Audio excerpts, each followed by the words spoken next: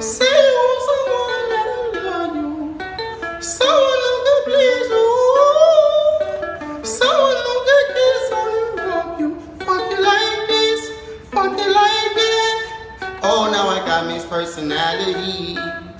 This bitch switched up my whole mentality. This girl, she got mixed personalities. One day she's happy, then she's mad at me. Said you want someone. Said you want someone. Said you want someone. Said you want someone. Oh Lord, I ain't never been here before, Lord. Oh, keep pressing it, no, oh Lord. She keep ignoring my calls and blocking me on everything, bitch, oh no. And it's my fault. I got the key to the little bitch heart and you can't get through vault. Better go get a locksmith. Better go get your Glock, bitch. Pull up on the motherfucking op. If you playing with my slime, that's my boo, that's my slime, that's my everything. That's my bitch forever. Don't need no wedding ring. I give her the world. Polka dots on her new pajamas. Take bitch out to Bahamas. Let the hoe eat that Benny Hunter. Matter of fact, ain't tryna meet the mama. Dick it down, yeah, the other way. Dick it down, yeah, the other way. Dick it down, yeah, the third way. Knocking on your door, trying to give you love. You keep telling me you don't give a fuck. You won't find nobody that can fuck you like I fuck you, babe. You won't find nobody that can fuck you like I fuck you, babe. You won't find nobody that can fuck you like I fuck you, babe. Young nigga words and I got them young nigga waving. Ole! Back for a little bit. It's not gonna be a long stream chat, but I am in the building. Let me make sure this is good, right? Yeah, I think we good. What's good with y'all? I'm gonna warn y'all right now. It's a very short stream. Unfortunately, I do have to do a few things today, but nevertheless, consistency. I thought that was important. Few things we should probably get into. I think we should be live on all platforms. Let me see. What are we talking about?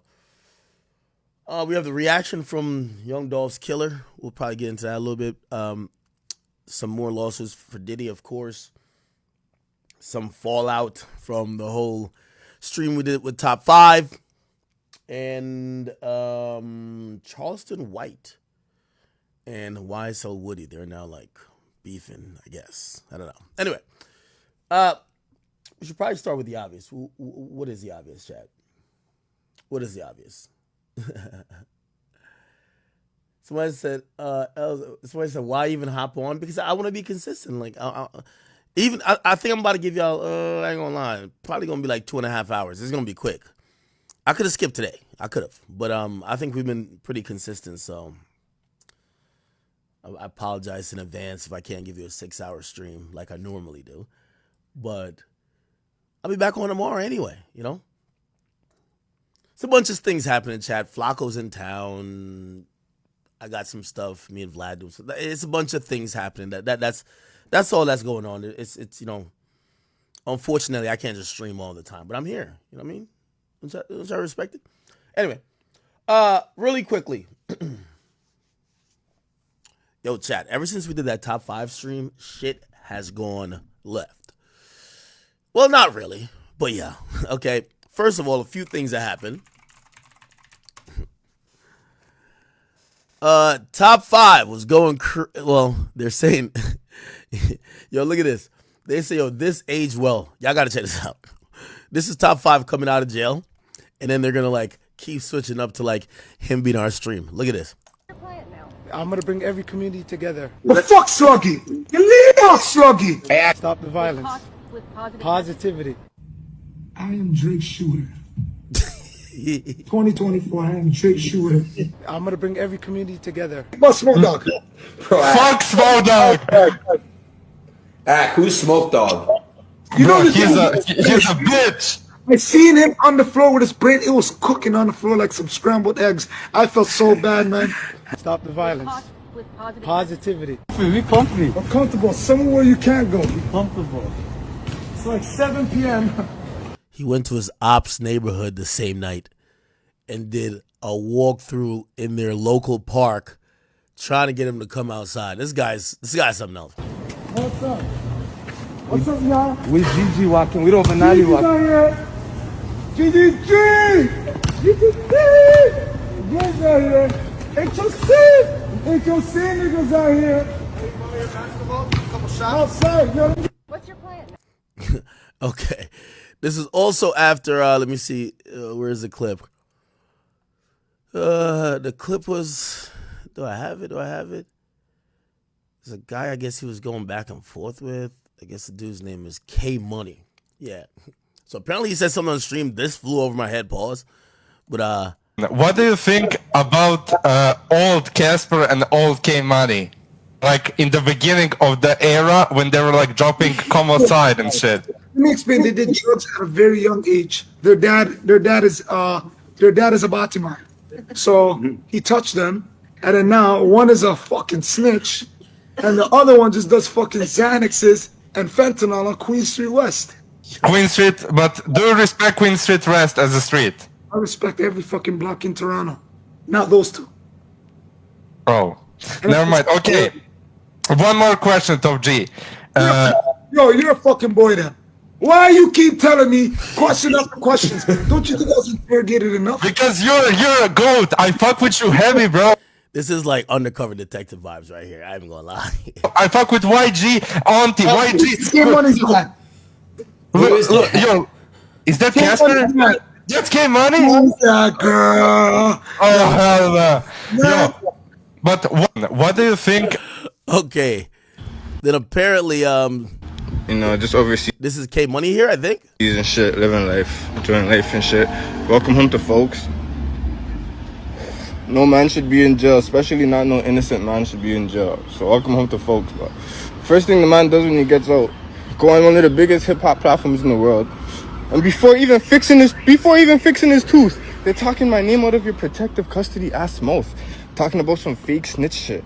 Like, nigga, not one person in the world could ever say, K-Money ratted and got me arrested, yo, K-Money got me charged. Not one person can ever say, yo, K-Money pled out on me. He was my co-accused and he pled. Not one person can ever say, K-Money testified against me. K-Money came to court and testified. Not no cops could ever say K-Money ever gave them information. If that was the case, it would be on canlee.org with all the rest of the official court documents, or it would be in someone's paperwork. Somebody would have had it. I just did 7 years in general population fucking penitentiary. If the paperwork is real, why didn't it come out during the paperwork parties, you fucking goofies? Anybody that knows GP knows paperwork. You know, just All overseas. right. You're on Aiden Ross and fucking Akademiks stream talking about gay shit. Nigga, you were just in PC. Address who's in PC. All the street niggas know who's in PC. The fucking faggots, the rapists, and the fucking trannies. Ooh, that's why no one wants to go to PC. And that's why King Von told the CEOs, yo, I'm gay. Bring me to PC. He's not actually going to go to PC, but he just finessed. If I say I'm gay, they're going to say, okay, we're bringing you straight to PC. Then he's going to finesse. But this nigga went to PC and got his fucking dick knocked his tooth out. Nigga. Your mom said you fucking remind her of Diddy, P. Diddy. There's no baby oil on Canteen, so you were getting it rough when you were getting fucking raped for your phone time. That's why you checked into PC. That's why you checked into segregation and started just shooting videos in segregation and using the phone by yourself. And then you stayed there for 2 years because you're like, oh shit, it's comfy living by myself. And that's why you're acting so fucking mad. 2 years in the hole is gonna make somebody act fucking crazy. The man's there capping on pussy. Bitches are calling the stream. Why are you capping on my pussy? Like, do you really think those jerk off sessions in jail were actually real? You're just trying to. You're on Aiden Rock. Oh shit. Anyway, supposedly later that night, Top 5 supposedly goes to his hood. I don't know if it's his hood, but that's what Top 5 claims he did. We comfy. We're comfortable. Somewhere where you can't go. We comfortable. It's like 7. It's kind of look like a nice neighborhood. I'm pretty sure it's like a really treacherous place, but it kind of look kind of cool. I wonder what's the property value over here. Property value gotta be up. 7 p.m. What's up? What's up, y'all? No broken street lights. We Gigi No trash on the ground. No graffiti. walking. We don't Benali walking. GGG! They got basketball hoops and net. I'm pretty sure this is treacherous though. Guys out here. HOC! HOC niggas out here. Somebody want to play basketball. Oh, you don't want to ask Top 5 to get a couple shots. You might get the wrong shots, brother. We comfy. We're comfortable. Oh man. Anyway, I guess this might just not be a reality right now. Top 5, are you an innocent man? Yes, sir. Did you have Yes, anything miss. to do with this homicide, this murder? No. No. So what happened? How did you end up charged, you think? You want me to do the talking on that Do one? the talking, yeah. I think the evidence. Hold on.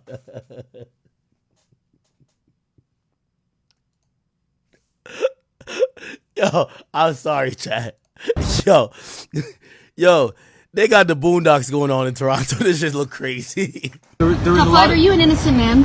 Yes, sir. Did you have Yes, anything miss. to do with this homicide, this murder? No. No. So what happened? How did you end up charged, you think? You want me to do the talking on that Do one? the talking, yeah.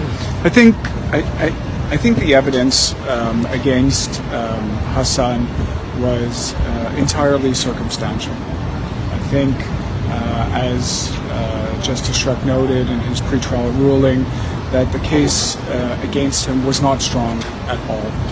It was very, very weak, in my opinion, and I think this is the correct decision to my release dog. Mr. Ali right now. This is the best lawyer in Toronto, Gary Grill. Mr. Pearl, was this almost a surprise to you, based on the way And I'm this missing a was teeth going? right here, I but did I'll not get know. it I had fixed.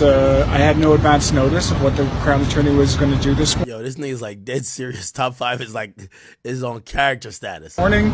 I found out almost at the same time as Mr. Ali did, but we were confident all along that this day would come.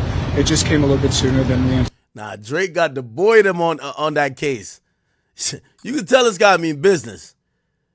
Yo, you know Drake paid the real guys for this. You get what I'm saying? I'm gonna go buy him. Yo, if your lawyer show up to court just like this, You know, yo, listen, man. I'm gonna go buy him an AP tonight, man. Top five, a lot of your posts online are inflammatory. Police think that you incite violence. What do you say to that? Oh, we're gonna bring everybody together. Unity.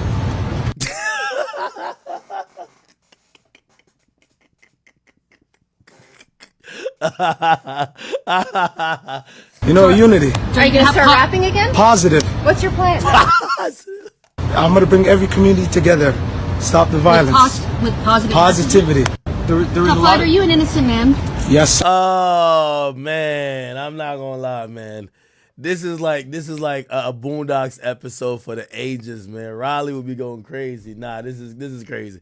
I know that's how the lawyers dress and shit, but still, like that guy, you could tell he's not like Diddy's lawyer. Diddy's lawyer's crack is trying to like have a sense of humor, personality. That guy looked like he just came to get his check and handle business. He looks like he's good. I don't want my lawyer to think everything is funny. My lawyer shouldn't be no personality. My lawyer shouldn't be talking about, man, one bottle of baby oil goes far. Hell nah. My lawyer needs to just answer the questions about court and then just get the hell off camera. Anyway, not only did that happen, obviously we did a whole, multi-stream, me, Aiden Ross, and of course, top five. And what came out of that was an interesting moment because, people in LA did not take too lightly to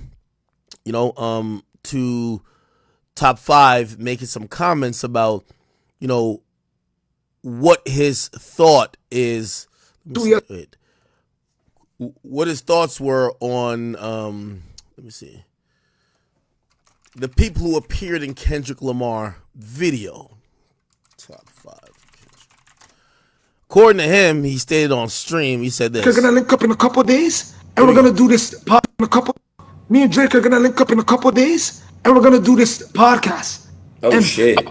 And we're gonna play Not Like Us video. We're gonna look at every nigga in the video, and we're gonna do homework. We're gonna look for them niggas. I don't fuck around, play around, but Aubrey, that's my bro. He's from Canada, Aiden Ross? Nah, he Jewish, nigga. Where he from? So we all know Community World, AD, T-Rel, Pun, Duno, Smack, they do a podcast together, and apparently they reacted to that clip, and I guess they were just talking about what was going on. Aiden Ross? Nah, he Jewish, nigga. Where he from? He like, fuck it. He like, Florida? He like, turn this shit off. This shit trash. So Aiden Ross. So I guess AD brings up, there's another clip of Aiden Ross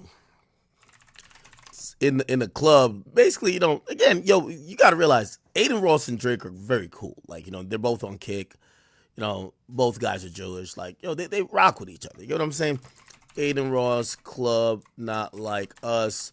So this is what AD's talking about. Aiden Ross was in a club. his mans was vibing to the song, but he was like, cut that bullshit off. You feel me? And which makes sense. Like, yo, Drake's your man. You know what I mean? He's not trying to be like DeMar DeRozan. Call me a dick sucker. This shit's ass. Yeah, he got fired, that nigga over there.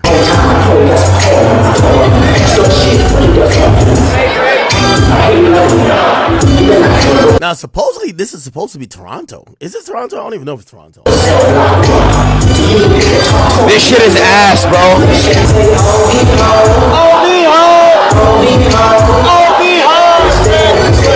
Now, anyway, that was it. Basically, he was like, yo, this shit's ass, turn it off. And I guess Community World was discussing it. Dripping too. Oh, what's up? So apparently Smack, who's the guy over here, he says, you know, and again, by the way, everything is tongue in cheek. I want people to notice this, right? Like, like I seen some people start with the think pieces. Yo, this is a whole war that's gonna erupt. Motherfucker, stop it. You know what I mean? If you didn't condemn Kendrick for saying Oakland gonna be a last show, why can't other niggas just run their mouth? Everybody's running their mouth. Nobody's getting hurt. Now, I don't care what you hear. Nobody's getting hurt or hasn't gotten hurt, okay? When Kendrick said, yo, you should die, and said, Oakland gonna be a last stop, I didn't see nobody in the uproar saying, why are you now speaking violence into existence?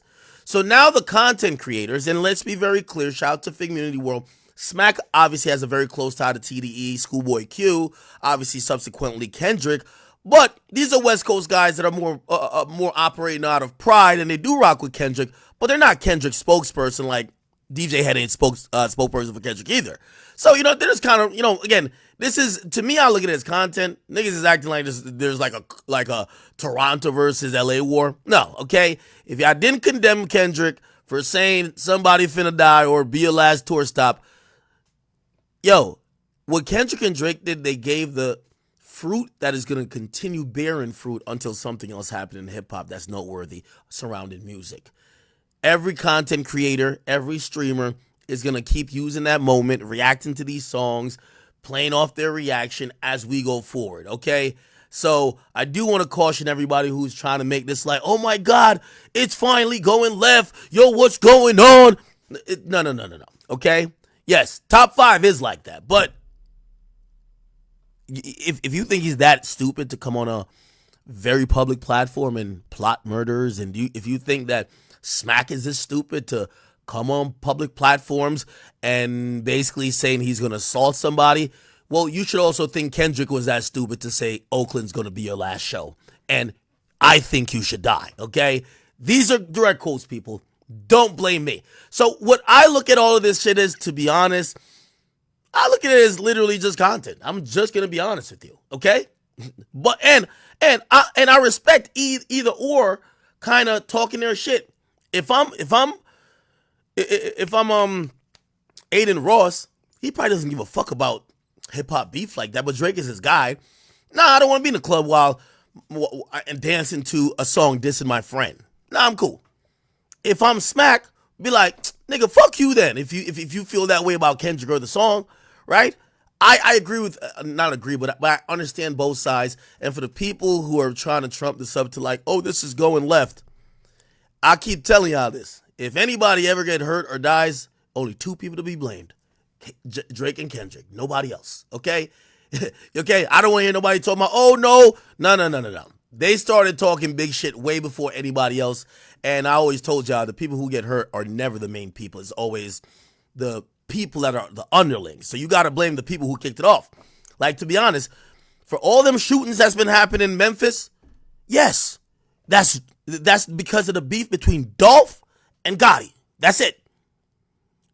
Everybody who's going to jail, everybody who died, subsequently, is because of their beef. Let's be very clear, okay? So we can't just like start putting like, oh no, nah, everything was cool, the beef was all right until straight drop killed somebody. No, nigga, the beef, it was up when these two was going at it and supposedly putting either hits on each other or at least talking that shit like that we're going to. That's the point. Anyway, not saying straight drop is innocent because we're going to get to his ass too soon. So Smack is talking his shit. Again, I'm not taking it that serious. Huh. He like, fuck it. He Oh, like, Florida? he like, turn this shit off. This shit Oh, trash. so Aiden Ross tripping too? Oh, for sure, for Nigga sure. gonna slap your bitch He ass. took his stand. He took his stand. Banned from LA. I'm not banned from LA, bro. I wish somebody would. I swear to God, I'm gonna go to LA. Nobody's gonna do shit to me. I promise you, bro. I don't give a fuck. Like, you think I'm scared of LA? What? I lived in LA for years and years and years. I'm not banned from LA. Now, I ain't gonna lie to you. When Aiden was talking like this, I was like, damn. Yo, I be watching YouTube videos, and this is the type of confidence I've always wanted to have when the police pull me over. Yo, you ever watch white dudes get pulled over by the police? Why the fuck did you pull me over? License and registration, please. I think, what the fuck? You work for me. Like, that's one of those. You know what I'm saying? So, in reality, when I'm watching this, I'm like, oh, shit, that's that white privilege just, like, wait, you think I give a fuck about your Negro gang beef or gang history or... Nigga, I make 3 calls, I get your whole block, your whole hood, and whatever little hieroglyphics you throw up indicted. Like, this that white privilege right here. I call Michael Rubin, Robert Kraft, and Donald Trump, and your block will be no more. It will be a museum, okay? That's that type of talk. Trust me, okay? Trust and believe. I've always said, black people are good at scaring other black people. You ain't gonna scare like a white Jewish motherfucker with a lot of money and a reach to a bunch of powerful people. You feel what I'm saying? Like, come on now. We all know this, right? 2,000 niggas get killed in Chicago. Let one white dude get hit in Chicago. Well, white dude with power, because I'll see that for later. White dude with some power, or like let it be a senator's daughter or son. Let it be a billionaire's daughter or son. Man, they are shutting down that neighborhood, man. Niggas is going to jail, okay? Not even jail. They're getting executed. Anyway, this is that privilege right here. Feel me? I'm from LA, bro. I wish somebody would. I swear to God, I'm gonna go to LA. Nobody's gonna do shit to me. I promise you, bro. I don't give a fuck. Like, you think I'm scared of LA? What? I lived in... Yeah, this is that type of talk to say, I'll buy your block. I'll buy your mama's block. I'll buy every block around you. This is that type of talk that... let me tell you this. Aiden Ross is a 8/9 figure. Yes. By the way, he's the richest streamer. He's an 8/9 figure streamer with the connects to billionaires. That's in his orbit. First of all, he's the only one that's like under 40 at the white party. Okay? Everybody at the white party, you know what type of time they're at. Yes. So again, he's talking that shit because yeah, he don't respect hood violence. I'm sorry. In LA for years and years and years. I'm not banned from LA. Fuck that old ass motherfucker on that podcast, bro. I'll smack the shit out of you. Well, not me. Oh shit. No, Aiden, chill. Now here's the thing. I have to try to intervene because I like both sides. I rock with Community World. Smack is super entertaining. Shout out to 80. Man, 80 was texting. Shout out to T-Rail. Shout out to Duno. I'm very cool with them. And I'm also cool with, obviously Aiden. Here's the thing. For example, I like, Drake's my favorite rapper. Cool, right? Obviously, he has a personal relationship with Drake. Yeah, like, we like Drake's music, right? Honestly, I don't even hate Kendrick. But, sometimes, like, I might say, like, man, fuck all that Kendrick shit. You get what I'm saying? Because my favorite rapper is Drake. I don't hate Kendrick. Like, bruv, how could I hate a nigga I never met? You know what I mean? Actually, I've not met a lot of niggas I hated. Because I do hate Meek, and I never met his ass. No, anyway, no, I don't hate Kendrick. Like, I mean, Kendrick, to be honest, I've always thought that Kendrick was very complimentary to me. You know what I mean? Like, all these little mad media personalities, he could have, like, just given them the platform there. You know what he said? He said, even Ak, he looking compromised. Basically just saying, like, yo, at least what I'm taking from that is like, yo, this is the last nigga. Okay, fine, whatever. So, to me, that's a sign of respect. So I don't really got a problem with Kendrick, but obviously Drake's my favorite rapper. That's just what it is. And like, yo, like, just like, I can't compare it to sports necessarily because I know niggas hate LeBron. But like, say you're a Knicks fan versus a Celtics fan. You might talk shit on the Knicks or talk shit on the Celtics because you want your team to be victorious or you want your team to get the upper hand. But you'll still watch the other team. Like, you ain't hating like that, right? Okay, so yeah, so I do like both of these guys, and I'm gonna try to bring this together. But I do see some people on Twitter trying to drum it up to be like, oh no, this is about to be where the violence kicks off. I do want to say, if violence ever kicks off, the two people's names is going to be Kendrick Duckworth Lamar and Aubrey Drizzy Drake Graham. Those are the only two. Print it. I'll keep saying it. They start talking violent. Oakland gonna be your last stop. Hey, dear Sandra, I think your son should die. Yes, that to me sound violent to me. That's all, okay? I don't care if 20 niggas get killed afterwards. The blame should ultimately fold up. Like whoever does the killing or slapping, send them to jail. But anything else should fold up onto those two men, okay? That's just the reality of it. They're grown-ass men, okay? They're grown-ass men. That is what it is. And everything afterwards, subsequent, is based on the power and influence that they have now influenced a culture and a bunch of other people who are subsidiaries or affiliates to now get into it. Yeah, them niggas could have squashed it. The fuck? The hell out of here. We're going to keep the blame on Kendrick Lamar and Drake, okay? I don't care if 3 niggas die. I'm going to be like, Drake and Kendrick, it's on you. I'm going to keep saying it. But I'm gonna have security smack the fuck out of you. Oh, shit. Not me. I don't, but I'm gonna have security smack the fuck out of you and beat your ass. It's that simple, bro. Well, one, who is he calling old? I ain't old. Right. And I swear to God, I'm gonna slap him, and even if his security is from LA. Yeah. Hey, I'm gonna be honest with you. West Coast niggas don't ever sound like it. Well, you see when Aiden's talking, it don't sound like, I think he's talking that white boy privilege shit, which, by the way, usually have intention behind it, but it don't sound threatening. When you hear West Coast niggas, especially Smack be sounding like, yo, his voice box is destroyed by like cigarettes. I don't know what it is. Like Smack, what's the other dude? Sharp, and what's the other dude? Brick Baby. Their voice box, I don't know if they smoke like Marlboro Lights or Newport Lights or whatever. Like their voice box is just like destroyed, bro. But when they say something, I don't think it's like a haha moment. It kind of be sounding mad serious. But honestly, do I think Smack is about to like crash out on Aiden Ross? No.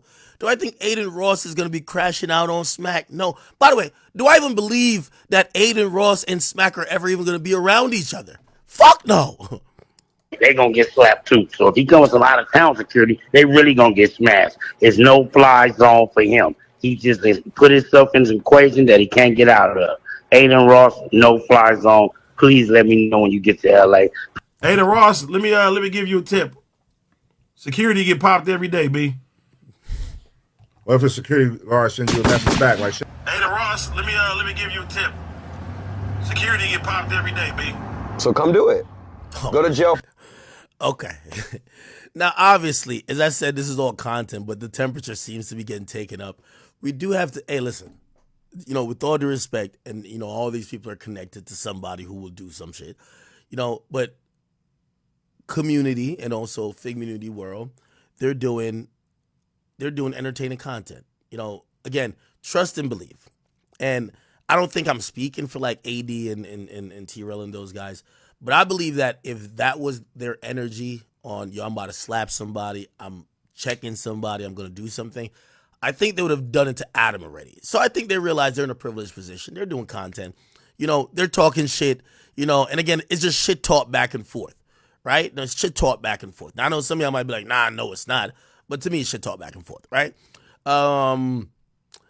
Even though I do think Aiden was taking it serious a little bit first. I think he was, I don't think he's ever gotten threats like these before. But, yeah, I'm going to holler at Aiden, bring the temperature a little bit down.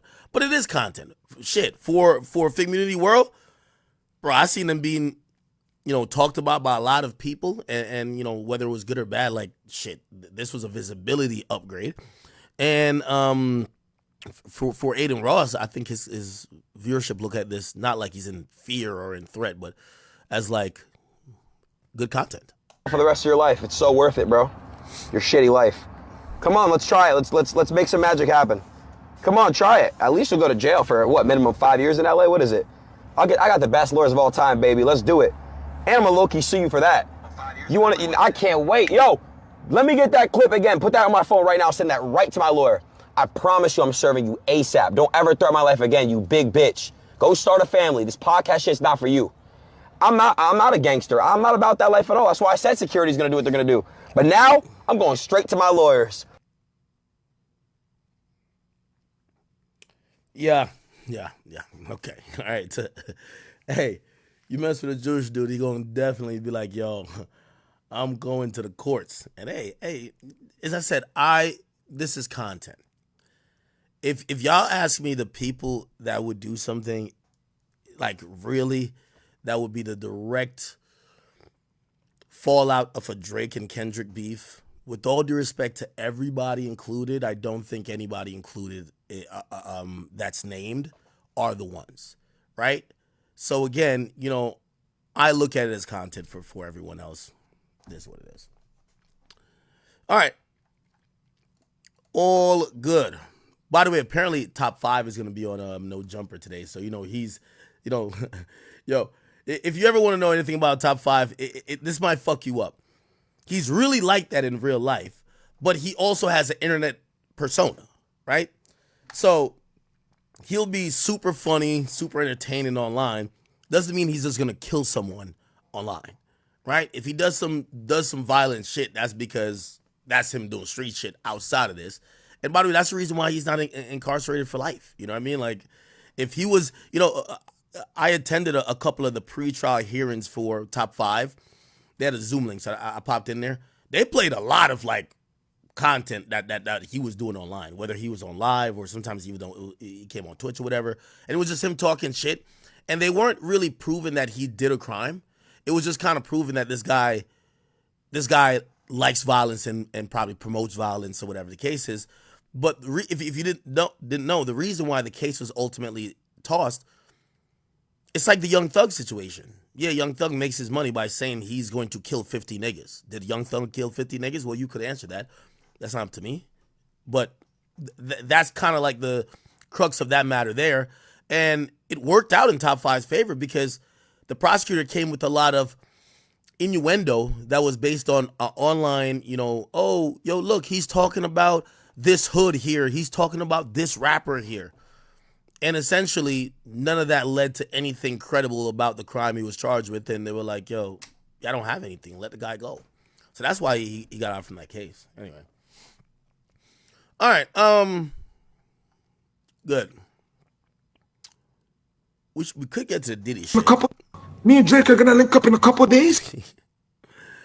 We could get to the Diddy stuff, but I do want to get to not top 5. I mean, YSL, Woody, and Charleston White who are beefing. So essentially, this beef is kind of like wild, but like, you know, if you guys like keep up with that side of the internet, YSL Woody did a No Jumper interview, and he talked about Charleston White. This is what he said on that same boy who made that song. You know what I did to him? I made some girls beat him up in real life. Like, these boys be playing. They know not to play with me. In real life, made females beat him up. Show. Not that boy. That's my other video. Oh, all right. How many girls does it take? That boy been popped. I ain't got a hole in me. So if you been hit up, go get some smoke, bro. You hear me? Yeah. Yeah, man. So that why y'all be mentioning people like, hey, man, the boy got bullet holes in him. Don't forget that. Well, a lot of real ones got bullet holes in them. They'll make them real because they got bullet holes in them? No, I'm just saying. Oh, okay. They're real and they have been shot. You're a fool. You know what I mean? But you can't respect somebody who's been shot? I don't disrespect them. Well, I'm just saying, bro, you been popped, you been hit up, so all that talking you doing, you supposed to been stopped that. Do something. You been shot. So you think if you got shot, you would move around differently and have a different level of humility? Bro, I've been shot at a lot. I move how I move. You think I'm lacking? Why do you think they missed every time? Cause it's good. Yeah, because you had the one situation where you had your baby in your hand and you shot back at them. You and what was I on my way to? The hospital, right? Yeah, you was on your... Think I'm lacking if you want. I wasn't taking no gun to no hospital, but I'm just saying. Yeah. But the dude who shot at you, he had been over your house 2 weeks before? Nah, that's kept. That's not true? Yeah, that's kept. That boy ain't had nothing to do with me getting shot at. You feel what I'm saying? Like, that's part of the lies I was telling. So I try to mislead the police. So if Elder did something to me, and I know Adam did it, I'm going to put it off on him. So 12, we look for him. While I go get my get back on Adam. You feel what I'm saying? But the police played a dirty game. All they feel like they could tie me to much bigger stuff. So what they do is try to leak this out. Yeah. So that now it could turn people against me. So now I can just bow down to them. I don't care how nobody think or view of me. I live the real life. I don't live the fake life. I'm not pretending. So this how that played out. Okay. What was it actually like linking with Charleston White? You guys seem like you hit it off perfectly. I had a lot of respect for him. I used to watch his interviews, you know, on YouTube and stuff. Listen to the way he talk. But it seems now it's like he doing these interviews and I don't like him. You feel me? Like he get on the internet saying I'm a killer and all of it. Like dang, bro. Like man, you don't talk about none of this stuff you going to do on these platforms. Like my respect for you, I'm losing it because it's like dang, I got real genuine love for you. I thought that you had the same thing for me. But you want to get on these platforms and say I'm a killer, and I walk around Atlanta like you trying to provoke it. Like even with the Boosie don't respond back to who. Like I ain't trying to have problems. I ain't out here trying to mess with nobody. I ain't trying to have beef with nobody. I done did that for like too many years of my life. You know what I mean? I'm trying to move forward with it, and I ain't trying to be dragged into nothing because I know how I can get.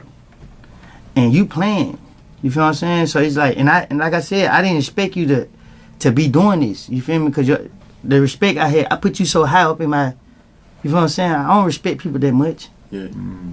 So he kind of hurt my feeling with doing these interviews, speaking on my situation. You know what I mean? Like, I ain't proud of this stuff. I ain't proud of none of this stuff I went through. So if you were sitting down with Boosie on a podcast, what would you want to ask? Okay, so essentially, you know, he did a 20v1 with Charleston White, or 20v2. And I think that podcast did pretty well. YouTube, man, what is... Yeah. So he did the 5 million views. Like, wow. Like, this was a huge hit. The interesting thing about these two is that I knew they weren't going to last as a duo for a long time. The thing is, both guys I think have experienced the streets, but their outlook on the streets is different. Woody's in the phase of realizing that he has an opportunity to make better of his life, and he seems kind of contrite, even though he's still kind of, he won't be bullied out here, and he won't be like, oh, ridiculed, like, oh, you a snitch, and people play in his face. But he's kind of contrite about what he's done. He's talked about God. He's talked about wanting to change. He's talking about not wanting to play with the elements that allowed all the situations to happen. He don't want to be like, yeah, I snitched on y'all. Y'all don't do nothing. He's just saying, yo, listen, I defend myself, but really, I want to just do better for my life. I want to move on. Charleston White, he's made an empire of basically being the guy who, you know, he went to jail really young and, you know, operated in and around the streets. And he's made it the point to show the hypocrisy of the street, but also show that the street dudes are really dudes who usually prey on the weak. They have flawed mentality, flawed morals. They claim they don't like snitches, but they end up snitching. And he uses that almost as a shield, and also, you know, he uses it in a character type of way. The reason I thought they weren't going to last as a duo, to be honest, is that I don't think Woody's playing a character. I think Woody is a liar in the sense of how he lied on the YSL stand and how he's tried to, like, you know, conceal some of the stuff he's done. But I genuinely think that Woody, who probably was doing shootings for Young Thug for like $500, when he's getting $10,000, $15,000 for a 20v1, yeah, he feels fortunate. He feels fortunate that, you know, he got out of a situation that he was probably supposed to do a long time in jail for. I mean, as crazy as it sounds, yeah, he did tell on Thug. But I do believe he feels sorry that Thug's in that situation, even though I do think he has a better you than me attitude. I don't think he's like bragging about it. I don't think he's like, yeah, nigga, I did it and what? And I think that's the thing that separates these two. Regardless, apparently they were supposed to do an interview with Say Cheese, and apparently it didn't happen. And from what I was told, they fell out. Where is it? They said Woody went live and was talking about a whole bunch of stuff. YSL Woody. Give me 1 second. Yeah, he went live on his page. Charleston White. Where is it? Is it the last day or maybe last 2 days? Sorry.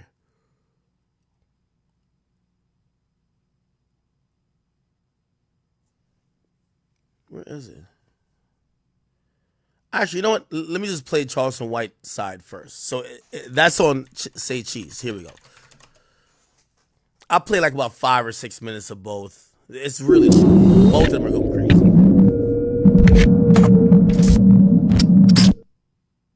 My used to be publicist that I fired. Come on now. They in his ear. I got the text message. Say, man, they in my ear. I know they in your ear. I know you got a broke trying to manage you. Trying to play like your man. That broke. She stay down the street from my Joe Blow driving a Honda. You got a broke managing you.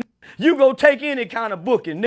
That's why you doing with Shamar, and you don't even want to do it. Come on, my everybody broke. So you got to do this ain't broke.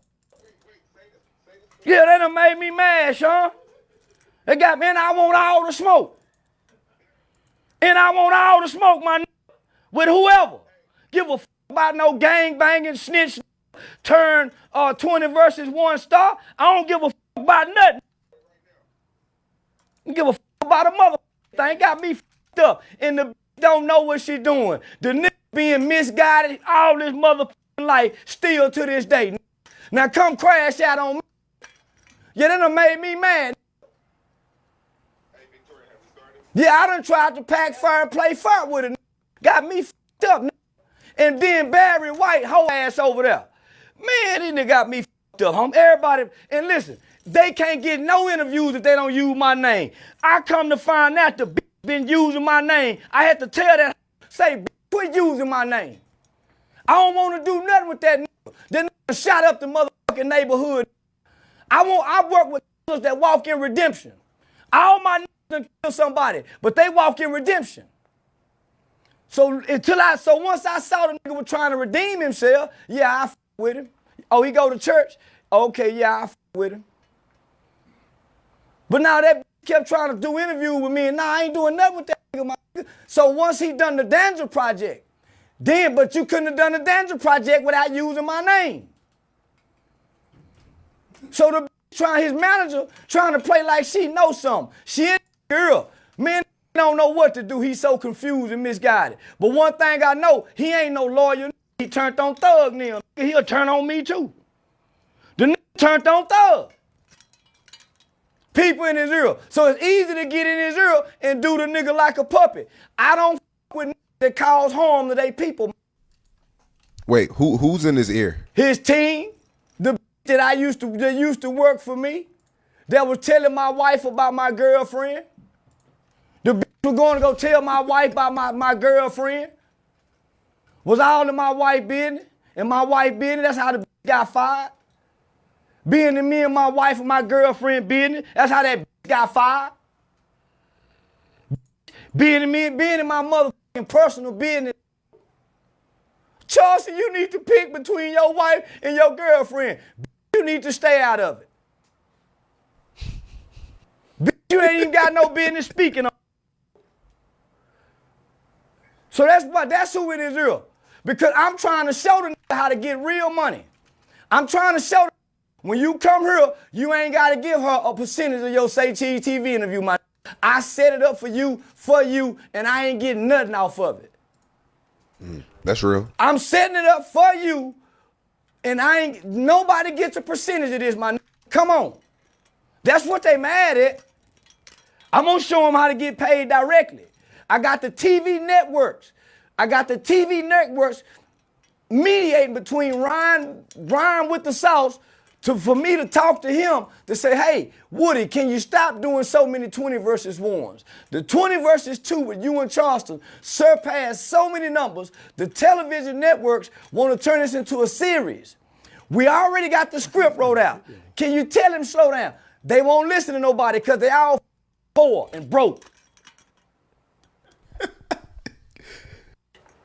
Y'all go watch the Say Cheese TV interview to get the rest, baby.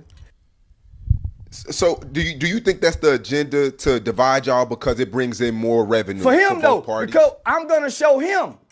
Just think, his road manager and his manager both used to work for me, and they don't know a motherfucking thing. Both of them dumb and stupid. He ain't too intelligent his motherfucking self. Dumb, dumb, and dumber. What is the video? Dumb, dumb, and dumber.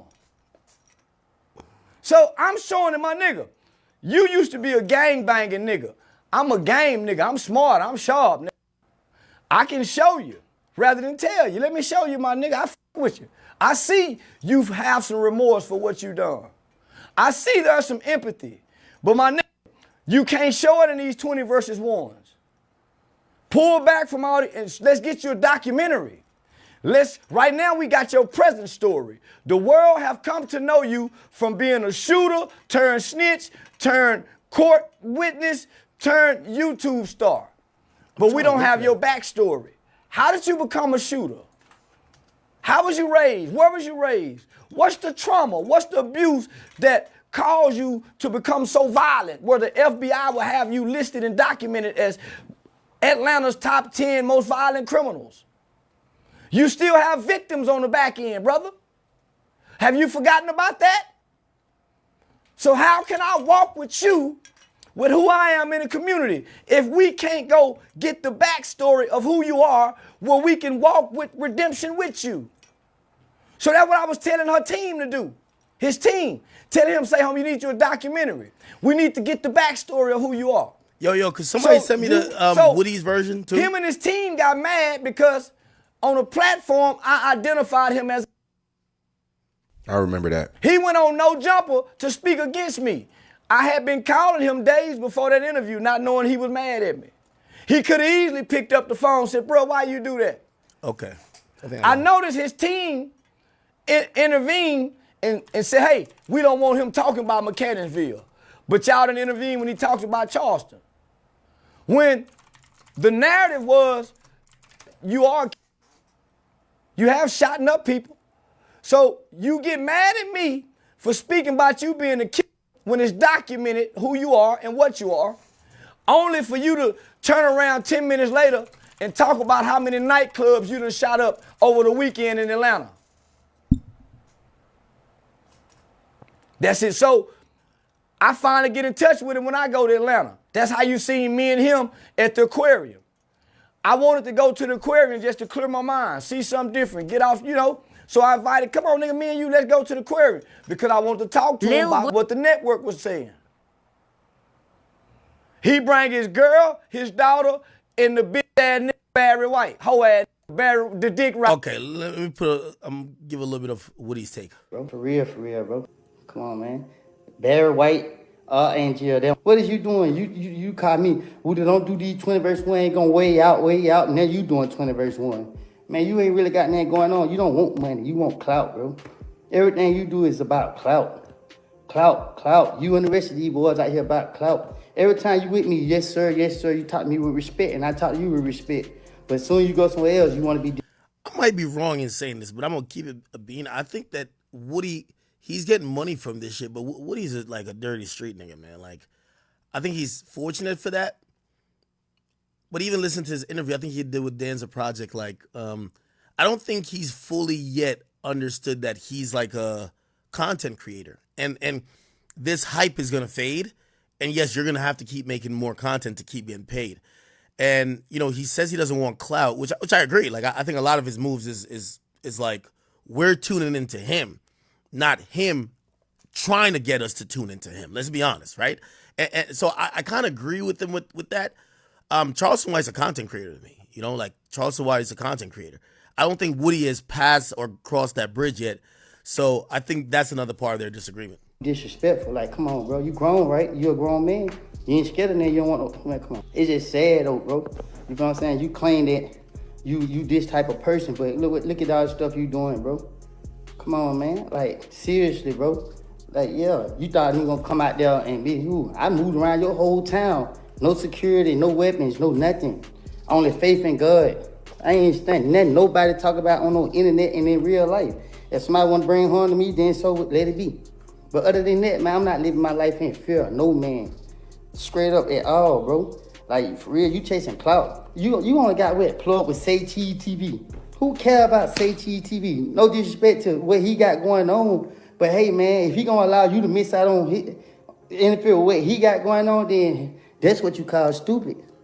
So another part of their beef is that, like, you know this new lane of like these guys who used to be like killers or whatever, street dudes.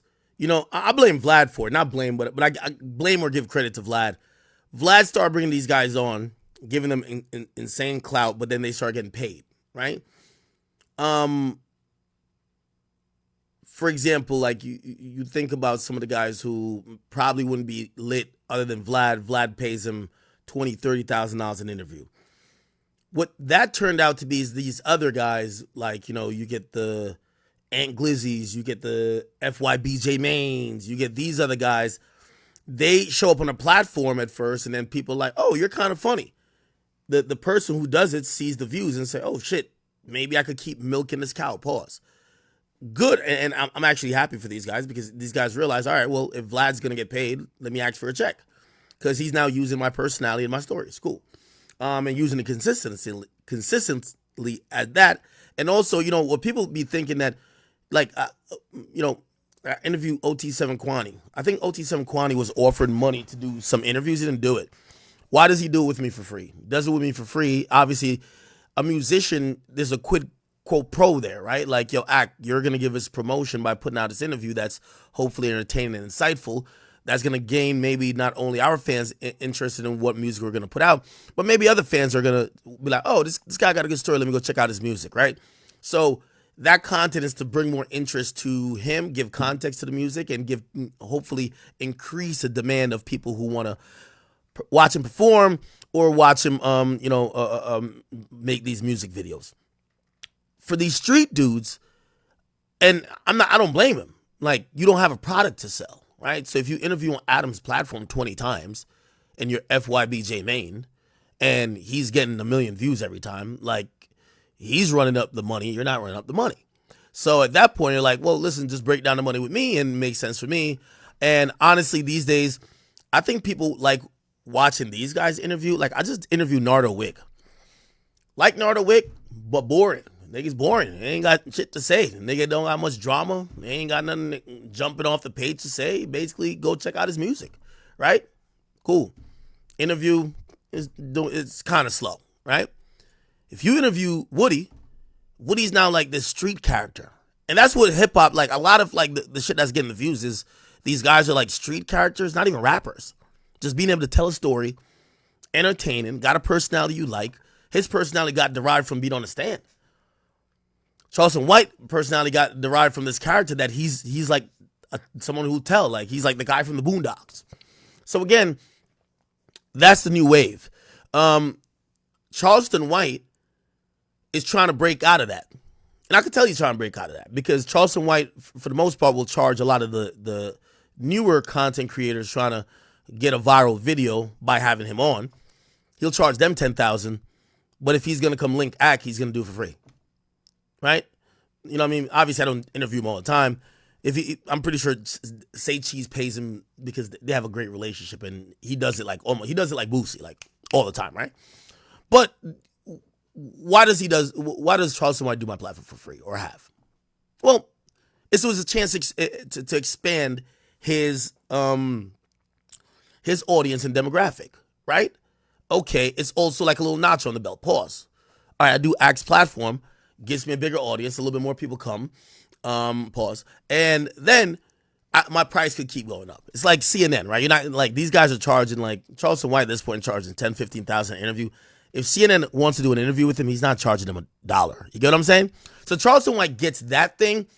Lil Woody is clearly fresh off the block. The nigga used to be robbing people for $20.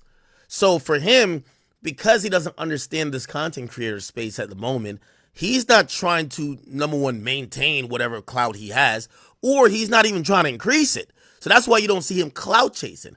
Instead, he's just taking what comes to him. And for him, he's like, well, a lot of people are coming to me with money, so I'm not doing nothing for free. Obviously, again, the opposite mindset for Charleston White is he's trying to get to bigger platforms. If, Piers Morgan hits him up, no charge.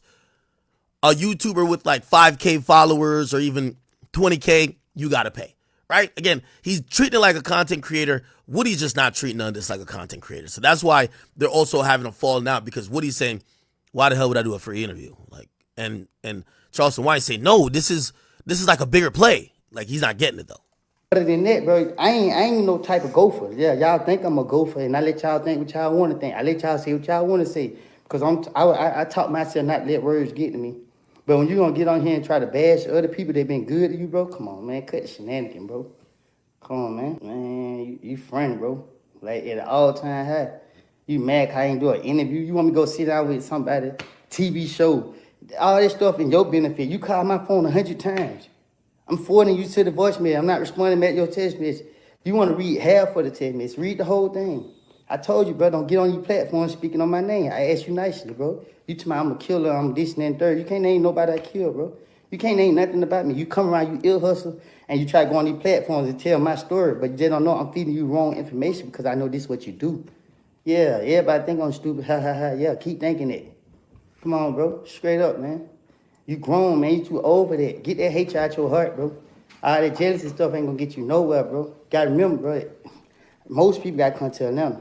I don't care about leaving Atlanta. Like I said, bro, you lying, bro. You know I'm on papers and everything. You get on the internet lying to me, I'm looking for guns. What I need a gun for in Texas?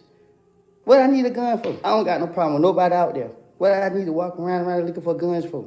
If I feel like I'm be put in harm's way, I wouldn't even go. I don't go places I gotta carry a gun. I feel like I gotta carry. Now, and I'm agree with Woody on that one. I think that was wrong by Charleston White. Even if Charleston White's a paranoid guy. You could clearly tell that, he's making it look like no one wants to harm him. But no matter how gay Atlanta is, like, trust me, there got to be one nigga who's like, nah, I'm gonna kill Woody. Like, you know what I mean? Like, I know Atlanta is the home of the Batiman and the snitches. We all know that at this point. But there's definitely some brave niggas down there. And I'm pretty sure one of these people are like, man, I'm going to try this guy. I'm going to try to kill him. So Woody doesn't take that for granted. And like, he's always trying to be on his P's and Q's. Again, him just being a street nigga, wherever he goes, he feels he needs a gun. You go to another state, he's trying to get a gun. And again, maybe not him, but people around him. But Charleston White went online and said, yo, Woody wanted to, like, get a gun. He was looking for a gun. Got real.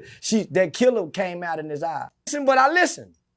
Man, people was in my ear. I read through her. Yeah, that's why I got to get away from him. He go crash out.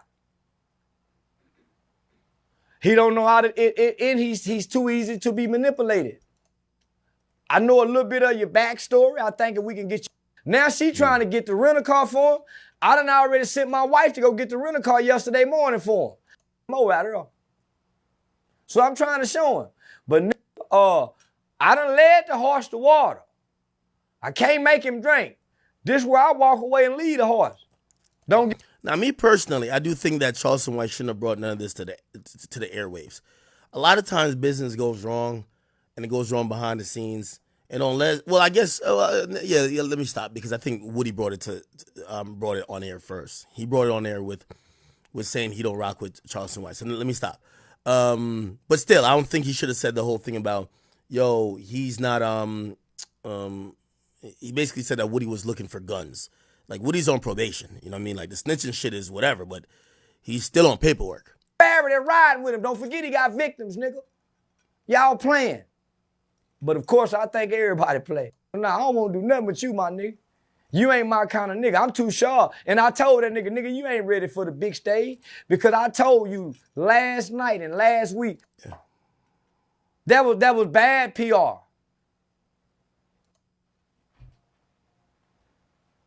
And then don't y'all forget, while y'all laughing and smiling with him, it's some people on the other side crying and frowned up on him. And then here come the prophecy. In real time. So now the prophecy is fulfilled. Y'all love to snitch, like I told y'all. Anyway. My street nigga rules. Abroad and going on, but talking directly to you. Tonight, we got personal invites.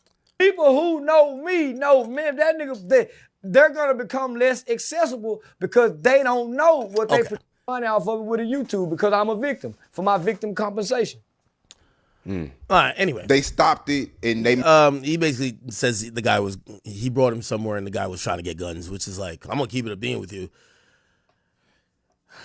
I understand why he might try to be getting guns. Yes, he should have security and shit like that, but Woody knows somebody's trying to kill him. Somebody's definitely trying to kill him. Anyway, Hopefully they figure it out. I don't think they're gonna work together well. I think Woody is trying to get past this, and if his clout continues, he's cool with that. But I think for him, he thinks he's made the money of a lifetime and he never thought he could make. But he's not trying to,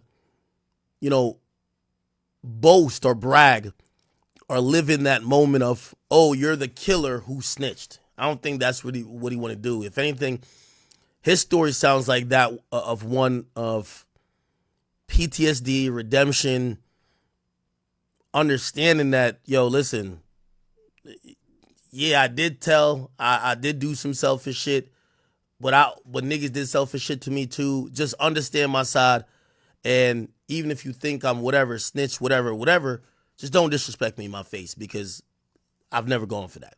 I think that's his story, honestly. So I don't think him and Charleston's gonna get along because Charleston's one of them shit talking, like he's playing this character, which is, by the way, highly effective. All right, looks like it's all going down, people. Another person has popped out when it came to Diddy. Another victim, yes. This is so crazy, Chad. I kid you not.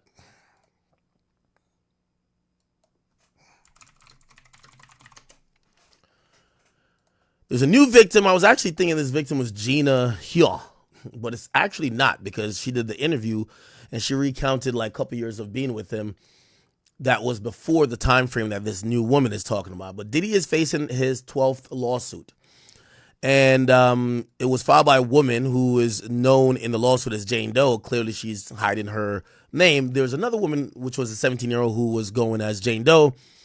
Subsequently, the court claimed, or not claimed, made a ruling to say she has to identify herself for the case to go forward. Jane Doe is a way you could protect yourself. You could file anonymously. Obviously, when it comes to situations like this, Diddy has a public-facing image. You might have a private, profile that this lawsuit could bring shame and other things that could, hurt you as a victim in addition to what you're alleging if it happens to be true. So new documents filed on Friday obtained by TMZ of Jane Doe is claiming that Bad Boy Records founder repeatedly assaulted her over a 4-year period, says one of the encounter even resulted in her getting pregnant. She ended up suffering a miscarriage. The anonymous woman is represented by the attorney Joseph L. Ciascio, which, by the way, I looked him up. He is a notorious personal injury lawyer out of New York City. She claimed that she met Diddy overseas in the fall of 2020 and was invited to join the rapper on an all-expense-paid trip. I will say this. There's so many women now. I happen to follow some of these women, so I see them all the time. Every weekend I see them on, like, private planes, or they're going somewhere, or I see them on trips. You never see no guys around. Sometimes you see them with other women.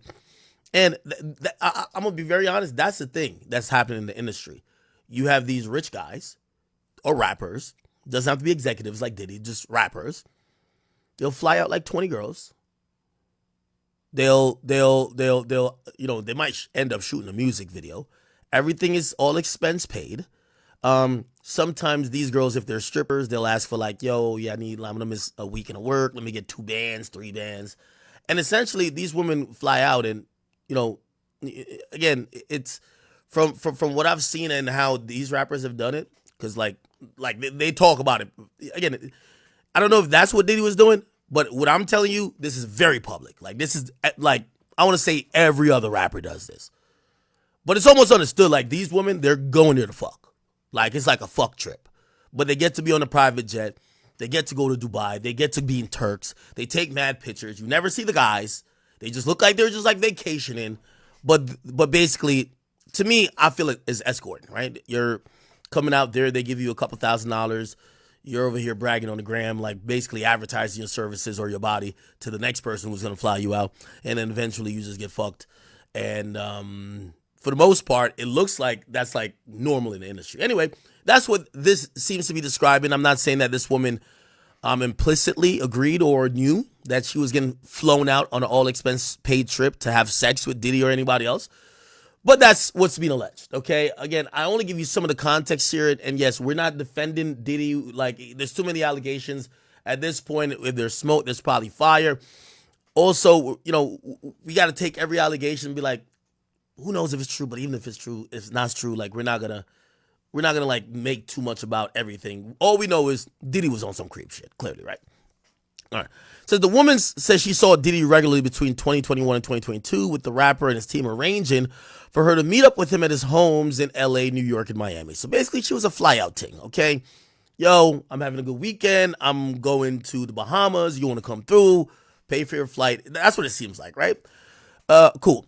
However, she claims she did not travel at her own volition. That's a little dicey. You're getting flown out, but didn't want to go.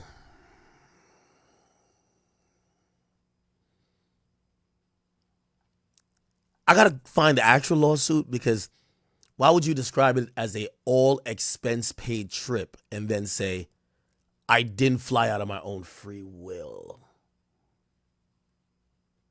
Okay. All right. She claims she didn't travel at her own volition, claiming Diddy and his staff would use coercive and harassing language to make her agree. I got to find the lawsuit, because I got to see what language could he use if you're not in the same place as him. He doesn't employ you. He supposedly really has no, like you weren't relying on him financially, I guess, right? At least initially. Later, she claims that she was, because she claims he would tell her not to work. But how would he force you to fly out? Okay, whatever. She says drivers would show up at her home to take her to Diddy, which left her felt like she had no choice in the matter. The woman also alleges that Diddy uses spiked drink alcohol beverages as a way to force her to do his bidding. Now, you see, this allegation here, I think, what you're going to see with civil suits is that you're going to see like a MO, a modus operandi, which is basically, whether it's true or not for this woman, it's probably a very easy thing to claim, because like it's kind of what we've seen in most of these lawsuits. So again, she was talking about 3 or 4 years dealing with this guy. If she sat there and let Diddy spike her, well, let me not say, obviously she's claiming she didn't let him do shit. But damn, she knew this nigga was spiking her drink for 3 years? God damn, all right. Saying that Diddy forced her to have sexual intercourse in April 2022 when she was at his LA home. She claims to have sustained physical injuries from her encounters with Diddy, including one during spring break 2022, where she said she was left with purple bruises and a bite mark on her feet. She said she doesn't remember how she got the injuries. Okay. Did he do it? Did another woman do it? Did his dog do it? Did another girl? Like, whatever. Okay. The woman also accuses Diddy of forcing her to take ketamine and other drugs in July 2022, which resulted in her blacking out. It was after the alleged incident she said she got pregnant. Wow. So she's alleging she got pregnant after being forced to take some drugs. She blacked out. Clearly, I would guess she had sex. And I guess it must have been unprotected. And I'm guessing he must have ejaculated in her. And she became pregnant. Okay. According to the suit, one of Diddy's associates called her repeatedly, harassing her to get an abortion, but says she ultimately suffered a miscarriage. By the way, in subsequent media postings of this, they've identified the associate who called her repeatedly as Young Miami, if you guys don't know. I'll actually pull that up. Young Miami. Diddy is making his rounds around now. The lawsuit alleged Diddy impregnated the victim, and Young Miami forced her, or to get an abortion. Yeah. Oh, USA Today. Let me just go to USA Today. Cool. Let me take off my ads off of this too. They're going to be tight if I don't.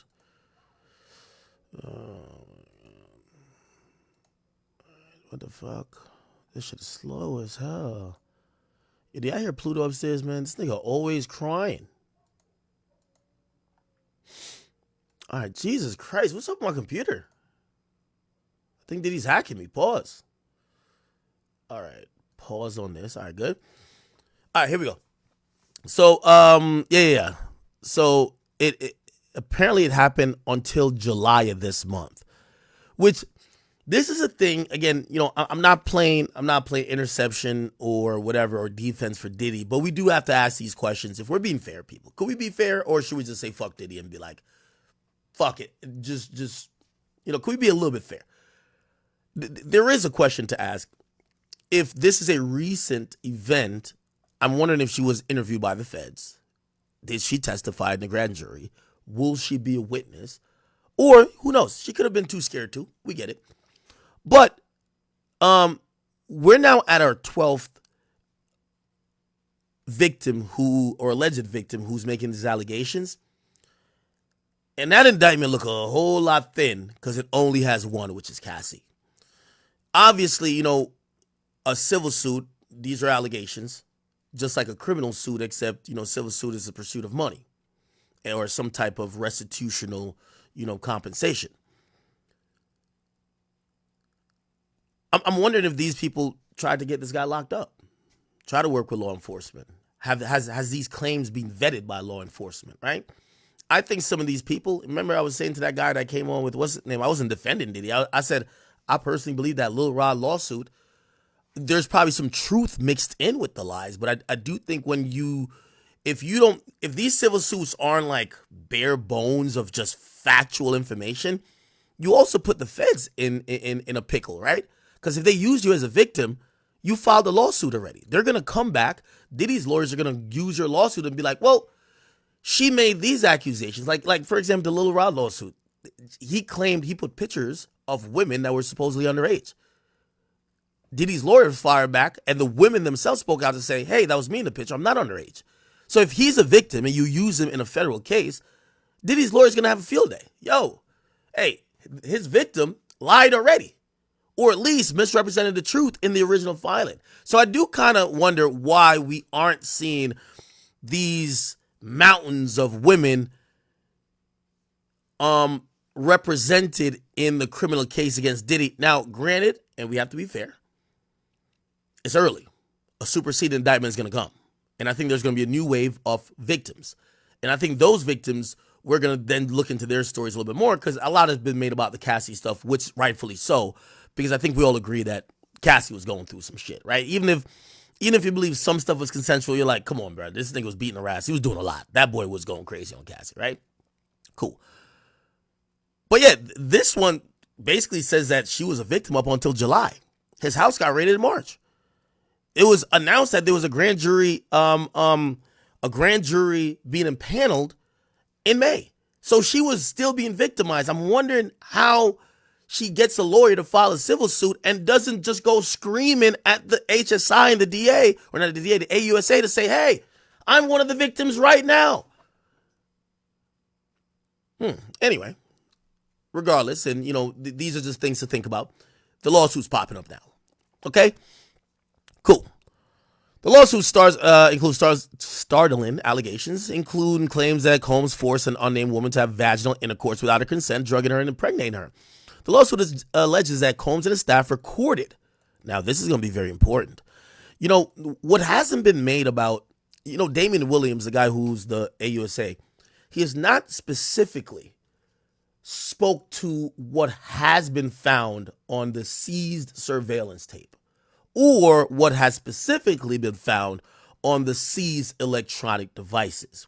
Now, if we're hearing that Diddy was like this guy who used to film, and we've heard it even in the indictment and other allegations in terms of the civil suits, that he was doing it like he thought he was a Steven Spielberg of porn, are there videos? Did he do a clean sweep? Like, I would imagine like Diddy's he's far from dumb. But he definitely was arrogant. You don't think that when he started seeing, like, this to me would be the ultimate, show of arrogance. You get sued by Cassie and you pay up in a day. Subsequent lawsuits start coming out, and you still got the videos. You shouldn't even have any video of you having sex. All of those should be like, again, niggas gonna try to cover up their crime. You would think, all right, everything's deleted. This is the reason why police do raids, right? And they do it as quickly as possible, like before you could delete it. So before you could delete it, before you could tamper with anything, we got you, nigga. there was like 4 months. Like, I can't imagine, which maybe he's probably still didn't do it because probably that arrogance. Now, again, that baby wolf thing is a little bit, circumstantial, right? Because, again, me just personally, I just don't identify that with just as a sex product or a freak off product. But obviously, the enormity, 1,000 bottles of baby oil looks crazy, right? Maybe he didn't give a fuck, right? Because if just on an optic level, right? Even if you're doing some consensual kinky thing, you had these little pink handcuffs, little pink handcuffs you get from Spencer. Nigga, that's the time to throw them bitches away. Like, you don't, in case the feds ever come in, you don't want them to look like, yo, what the fuck is this?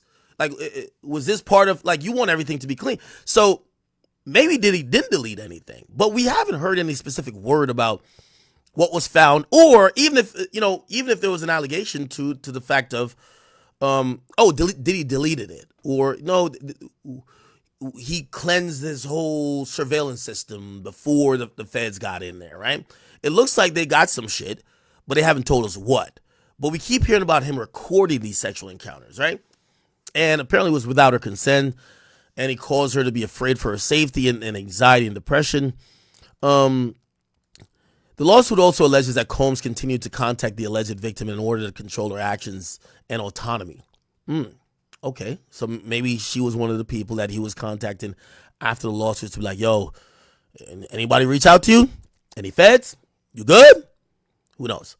In a statement provided to USA Today on Friday, Jane Doe's attorney from New York-based firm Nipolai Shiknulik called out Combs and said no one's above the law. Powerful figures in entertainment have long exploited artists and fans. Recent high-profile lawsuits aim to hold these celebrities accountable, potentially transforming industry practices and providing justice for victims. Attorney Marie Napoli said in a statement, fame and wealth do not protect Sean Diddy Combs from serious allegations of sex trafficking and abuse. And Diddy's lawyer didn't respond for comment. He could talk about the baby oil, not about his new charge, at least yet.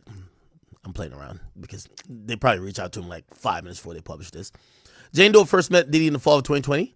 Overseas after he invited her on a trip, the lawsuit alleges. After visiting him in 2022 in Miami, the lawsuit says she woke up and her feet were purple, bruised with a bite mark on her heel, stating that she was unaware how she got the injuries. The lawsuit states that the Jane Doe was compelled to ingest an unknown substance before learning that it contained the drug ketamine and or other substances, which led to her blacking out, losing consciousness intermittently. Later, she took a pregnancy test, which was positive. The lawsuit alleges the City Girls rapper Young Miami, whose legal name is Carisha Brownlee and is the apparent ex-girlfriend of Combs, harassed Jane Doe, repeatedly calling her and telling her to have an abortion. The Jane Doe later had a miscarriage and claimed she did not speak to Combs or a member of his camp for 3 months. USA reached out to Carisha for comment. She has not responded yet. Then in late 2022, the lawsuit alleges that Combs began communicating with Jane Doe again, beginning to compelling her to travel with him again. He would harass her through text messages, calls, third parties, until she agreed, according to court filings. During her visit to Combs, the lawsuit states he made the alleged victim perform a show for him, giving her alcohol and other substances until she ultimately passed out. Then she would wake up with no recollection of what had occurred and how she got the injuries. The alleged behavior continued until July of this year. During an instance in July, the lawsuit states that Jane Doe tried drinking water, which tasted strange, and made her feel unwell. The next morning, she felt ill and confused and could not remember what happened the night before, and the bedroom was in disarray. The lawsuit alleges that during the 4-year span, Combs consistently pressured her into the bedroom, adding other men and women, despite her saying she did not want others involved. He made threatening jokes, and the alleged victim feared for her safety. If she failed to comply with his demands, the lawsuit said, noting that she was also forced to witness him slap and abuse other women. The lawsuit also alleges that Combs tracked her location, monitored her conversations. He would refer to her statements made by her when Combs wasn't present. Okay, so he was tracking conversations. He discouraged the alleged victim from working, the lawsuit states, and when she would try to be financially independent, Combs would pay an allowance as a form of control. Do y'all think that she was telling Diddy, yo, Diddy, I want to get a job, and Diddy's like, no, you can't get a job. Take this allowance. Possibility. Who knows? I mean, I could see it. I see a lot of girls on the gram. They're usually begging to get a 9 to 5, a job. It's usually just men who are usually telling those same women, please don't work. Just take pictures on the gram, third straps, and I'll pay you an allowance. Makes sense to me. The alleged victim is seeking an unspecified amount of damages from Combs. The lawsuit is one in a long list of legal troubles for the Hollywood heavyweight producer. He's currently in custody after 2 judges denied his legal team's argument for release on $50 million bond. Okay. Is there anything else about the civil suit? Okay. So, this is what I'm getting from this, okay, people? This might be a victim. This might be a victim, people. However, we don't know. And I think what we could possibly say at this point is that 12 allegations, Diddy, you a creep. Now, him being a creep, is he a sex trafficker? That should be proven in court. Is he an R word? That should be proven in court. But we're hearing, if you hear 12 people say a weird story about a person, I think we could say that nigga weird, right? That nigga's creepy. As far as breaking the law, we should leave that up to the people who will ultimately decide that, which would be a jury of his own peers, and subsequently the judge who will potentially sentence him. All right. Now, what's happening, however, is that all the victims are coming out the woodworks, and this becomes something very interesting, right? Because you don't want to ever tell someone they're not a victim, but you also could have the normal questions. Well, why didn't you come out earlier? Why are you waiting until now? Their response could be, well, we were in fear, he was free, he could have done something to us. And, at this point, it feels like the end game. It felt like, you remember when Bill Cosby were getting 2 or 3 people a day just accusing him?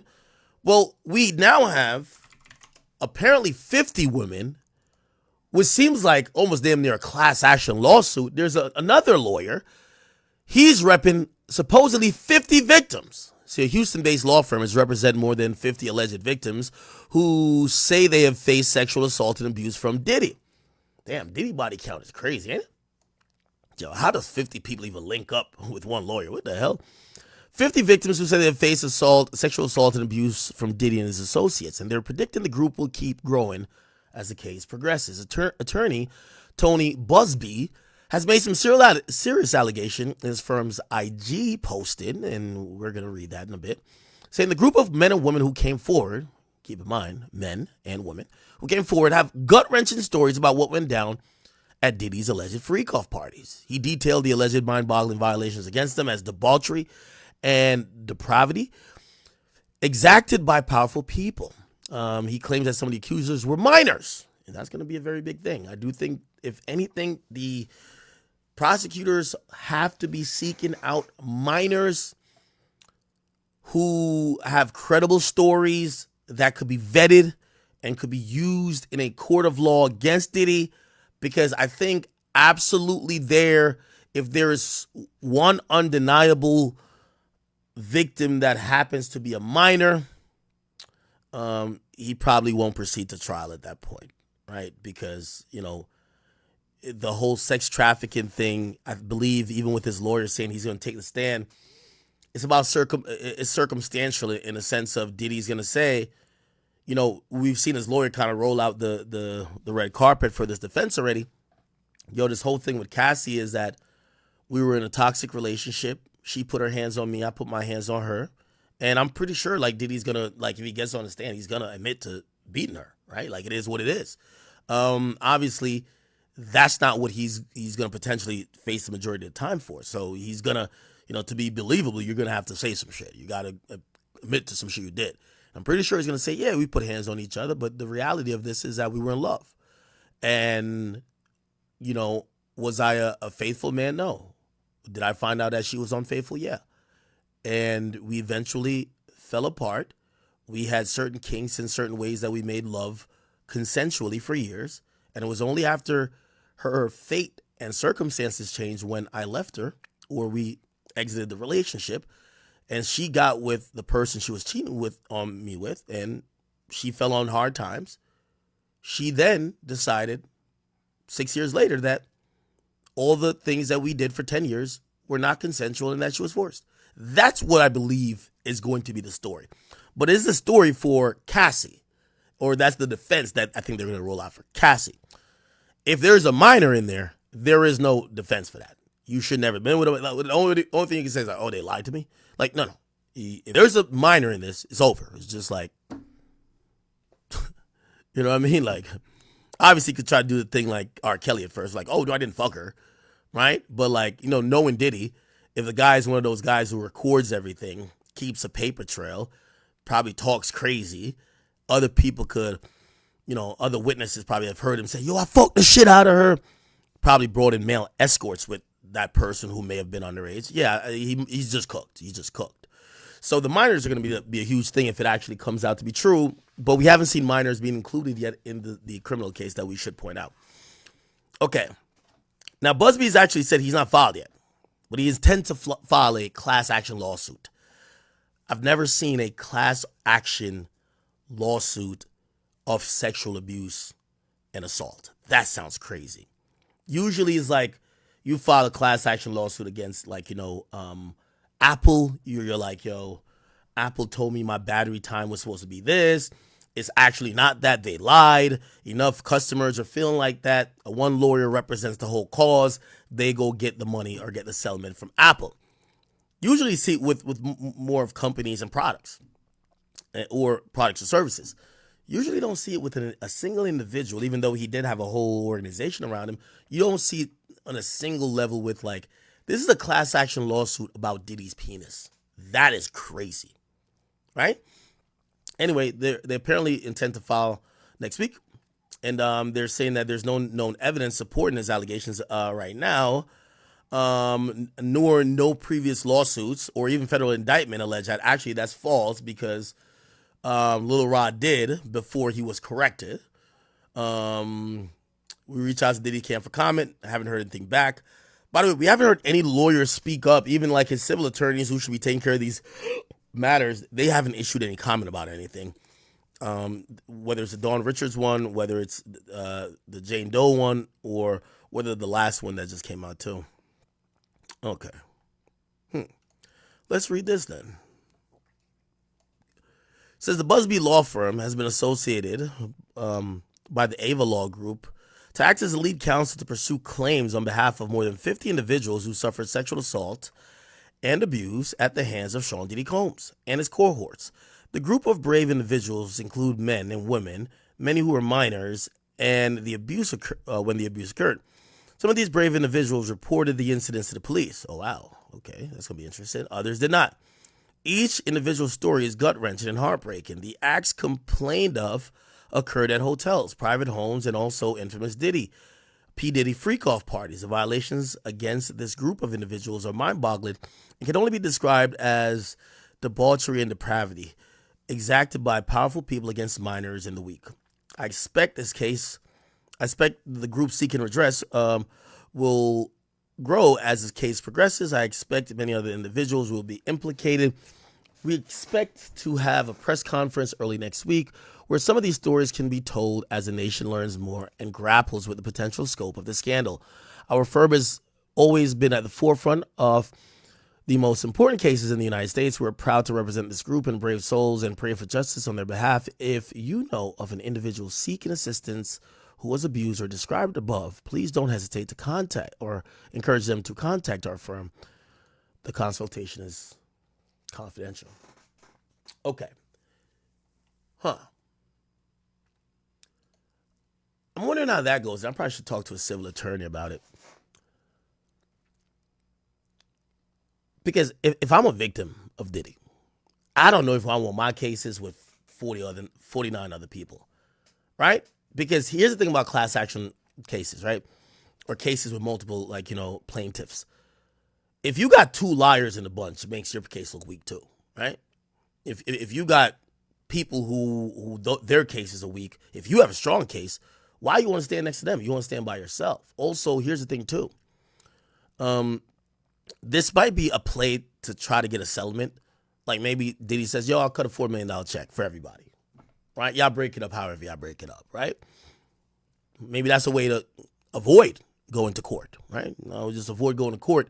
You just pay the settlement. That's what usually class action lawsuits end up, they get settlements, or, through an arbitration, they'll get settlements, or, they usually don't try to go to court in completion because of the enormity of how many victims. Usually the judges are going to slam them if they get found guilty. So it's a way to kind of get settlements, but I'm wondering how closely these people are to the situation, or have they just been to a Diddy party?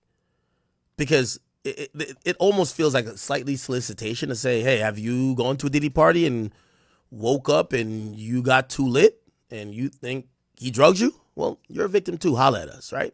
So I don't know. So it could be all valid, could be majority valid, some BS mixed into it, but you get leverage of more people. I don't know. The mere fact that there's 50 people, though, is very concerning for Diddy, clearly, but everything else is concerning. I do have to believe that at this point for Diddy, I believe that without a doubt, bankruptcy is on the horizon eventually. I think he's going to fight these things vigorously. I think no more settlements. Cassie got the one and only. Everybody else is going to have to come to get judgments. He's going to use all his cash to fight the federal case. That might not turn good. But even if he does beat that case, his reputation is so tarnished, no one will ever forget all this whole dragging of him for the last year or so, that essentially his ability to earn or keep up, even though, by the way, he's downsized a lot of his life. And let's say, the thing with civil suits, it doesn't mean that he's guilty. It means that, that's why they're getting these personal injury lawyers. It just could mean that he's provided an environment for them to get harmed in. Could be by his associates. It could be, okay, you allowed her to fucking fall off your yacht, bust her face after you gave her alcohol to impair her, and you had a slippery. It could be anything, right? So I do think that if he's going to fight all these cases, these are millions of dollars to pay lawyers. Let's say even half of them get a win. Or let's say not even half. Let's say 1/10. By the time all this is done, he's going to have to exhaust it like $300-400 million. Like, how much you think Diddy really got in liquid? Right? Who's making the cash now for them? Who do you think Justin Combs is? Who do you think Christian Combs is? Who do you think Quincy is?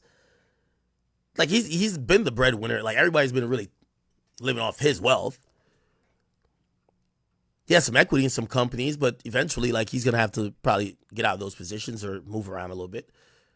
It's very possible that what's most likely going to happen with some of the damages that are going to be sought after by these people, bankruptcy. So even if he does beat the case, I would think at this point, and this is why I think we're seeing the class action lawsuits, we're going to see everybody who will probably, and I'm not saying it will ever stop, but we're going to see a lot more lawsuits in the next 6 months to a year. Because if you don't get in this next year, he has so many other lawsuits he's going to file or fight. By the time you even get a judgment, even if you're right, even if he did do it, even if he does get found guilty of it, you're not going to get no money. He's going to file bankruptcy. I can't pay this, judge. Yo, I owe $1 billion. I can't pay. I don't have $1 billion. I'm in bankruptcy now. They're going to come to you and be like, well, he owes this in taxes. He owes this here. He owes this here. He owes these people here. They're all more important than you. You file late, this and third. So these people get paid first. So at this point, I'm going to be honest with you. I'm not encouraging anyone to sue him or not. But I think these people are stragglers. I'm going to be honest with you. He has 12 lawsuits already. You're telling me 50 more people want to get paid too? You're telling me that and by the way, there's another one that just popped up too. Check this out, chat. It's another one. Look. There's some more stuff about underage girls. Talking about Diddy's accused of luring underage girls into his freak off using drugs and candy. Now, this sounds crazy. Candy? Like, bro, what is this? Candy? Yo, here's your Snickers. Come, yo, you know what I mean? Come let my escort nut on your face. What? Like, what type of, this sounds wild.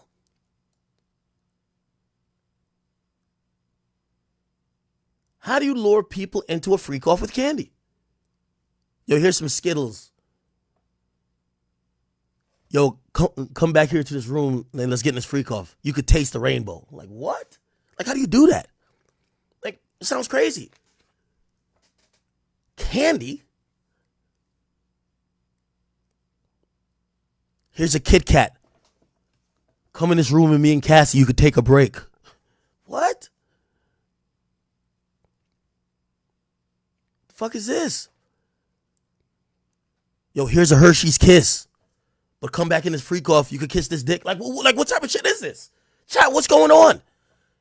You're luring people. Like, now I'm having like the craziest thought in my mind.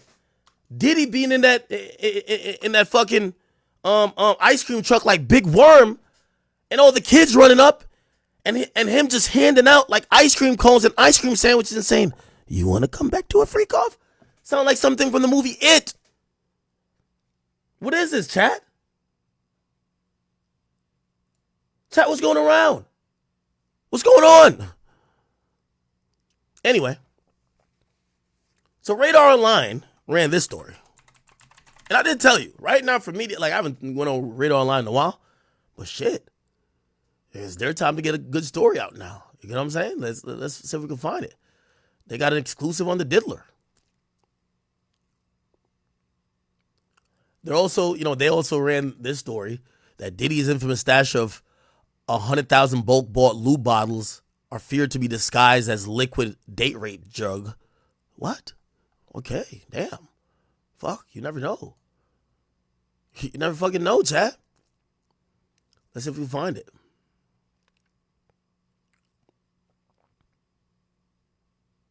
The candy sounds crazy. Look at this. Yo, chat, this sounds crazy.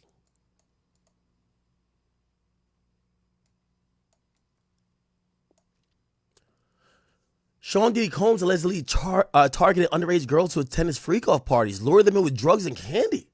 Nigga, what? Radar Online can reveal that the disgraced rapper 54 is facing scrutiny over the age of the partygoers he allegedly forced into performing at the X-rated bashes, prompting comparisons to the pedophile singer R. Kelly, who's serving 20 years in prison for child sex crimes. A singer who goes by the stage name of Good Friday, claims she attended a freak-off party when she was 16. Diddy gave her drugs, food, and candy to lure young women. What?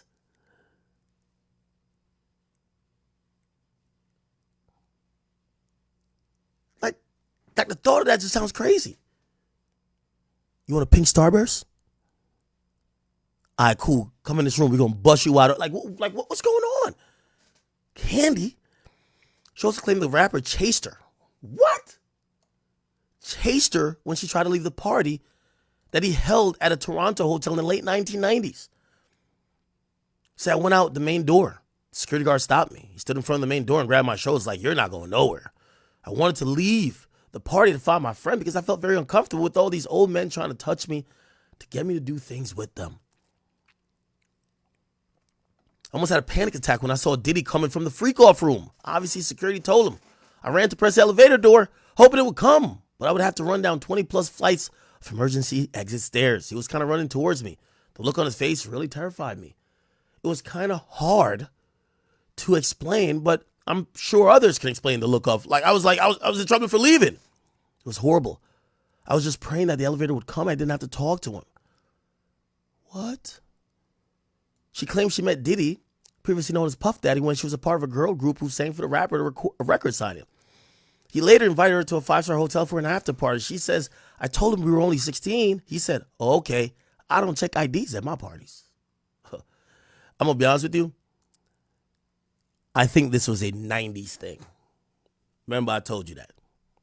All them niggas in the 90s, you notice none of them ain't be like, "Yo, nah. That was, yeah." Friday admitted that she felt unsure about whether she should attend. But after being convinced by a friend, they decided to go and was later ushered into the bash by security guards. Explaining what the party was like, she said there were finger foods, candy, drugs, and drinks, none of which I touched in case there was something in them. Immediately felt like a piece of meat, very uncomfortable. Puffy was nowhere to be found. Men swarming us, offering us money, drugs, record deals. I declined all offers and tried to be around more women. After losing her friend at the party, she went to look for her and was banned from entering another room where the more debaucherous activities were going down, she claimed. I tried to open it, and the security guard immediately came in and said, "What was I doing?" and informed me that I wasn't allowed to go in that room until I was invited by Puffier to the other party. That's what the security call freak-offs, the other party. Diddy has faced previous claims that he exploited underage women at his parties, namely in a lawsuit by his old foe Ronnie Lil Rod Jones last March, which accused the rapper of regularly partying with sex workers and underage girls. He also claimed Diddy would make attendees of his party sign non-disclosure agreements. Jones accused the musician of threatening to force minors into commercial sex acts. Interesting.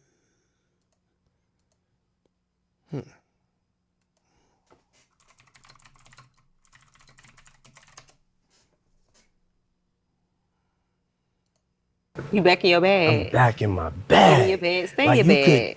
you could fall out your bag, but you could get back in it though too.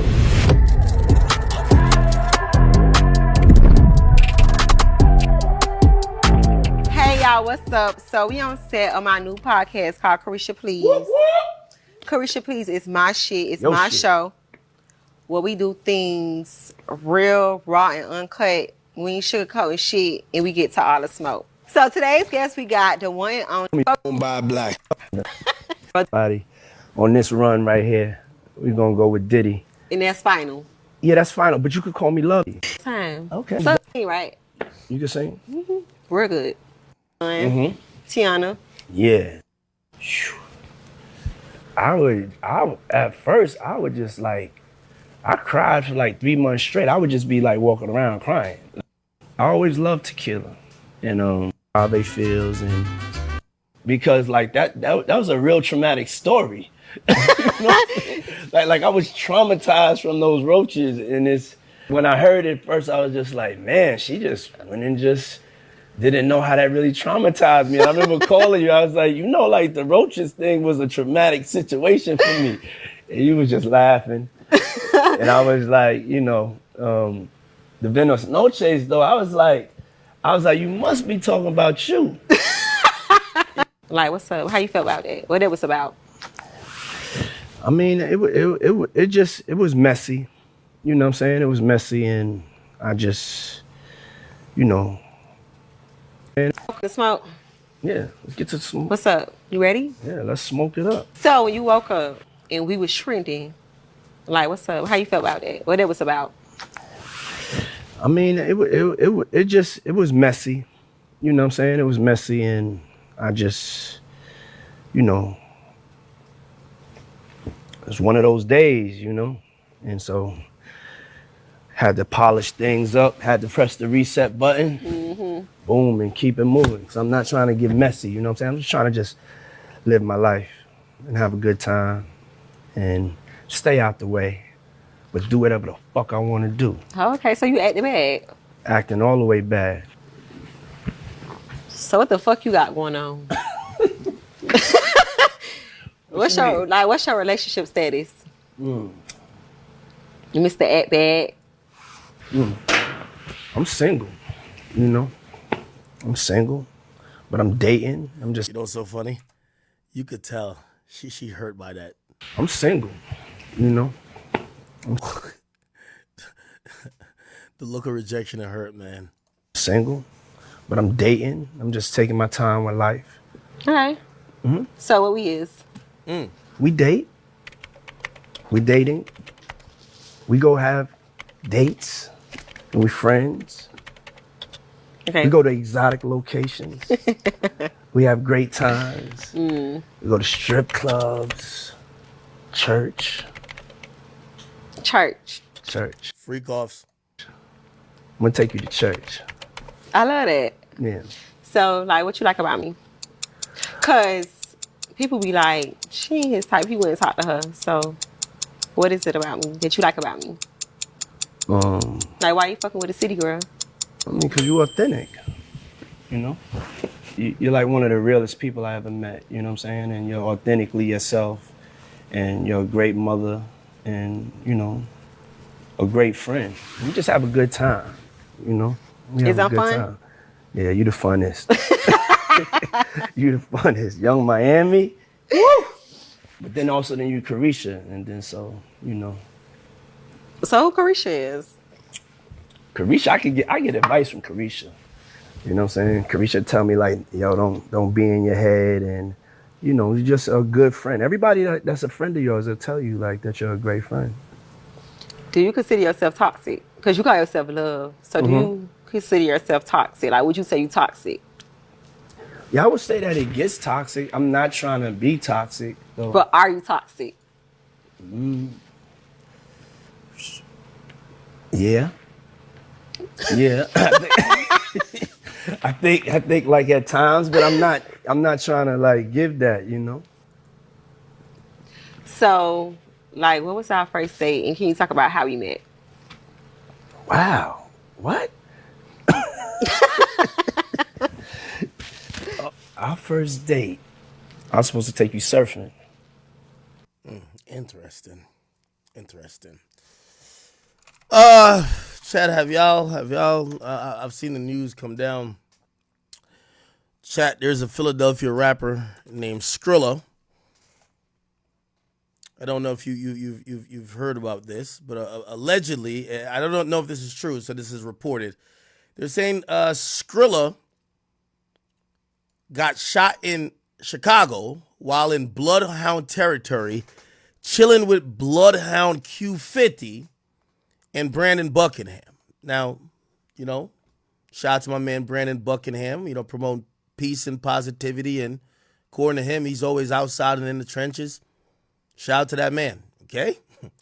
Apparently they were filming a vlog, probably something of the sort that went down with YBC Doe.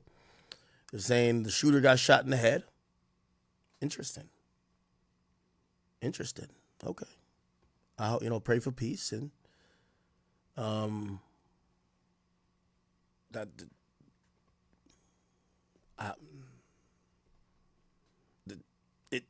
it befuddles me why that would happen.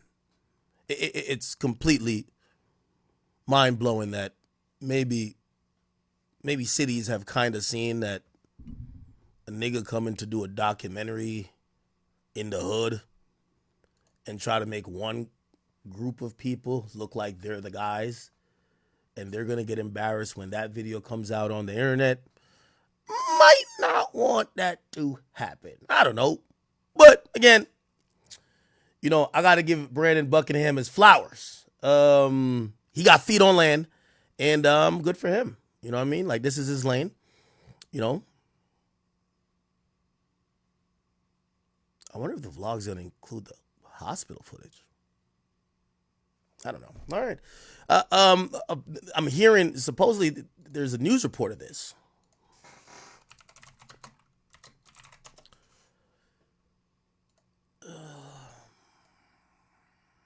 See what's going on. A lot of what happened remains under investigation, but this does appear to have been an ambush of some sort. The owner of the building across the street telling ABC7 that his surveillance video shows the vehicle with the shooters parking in his lot about 40 minutes before a group of 5 or 6 hooded men jumped out and opened fire.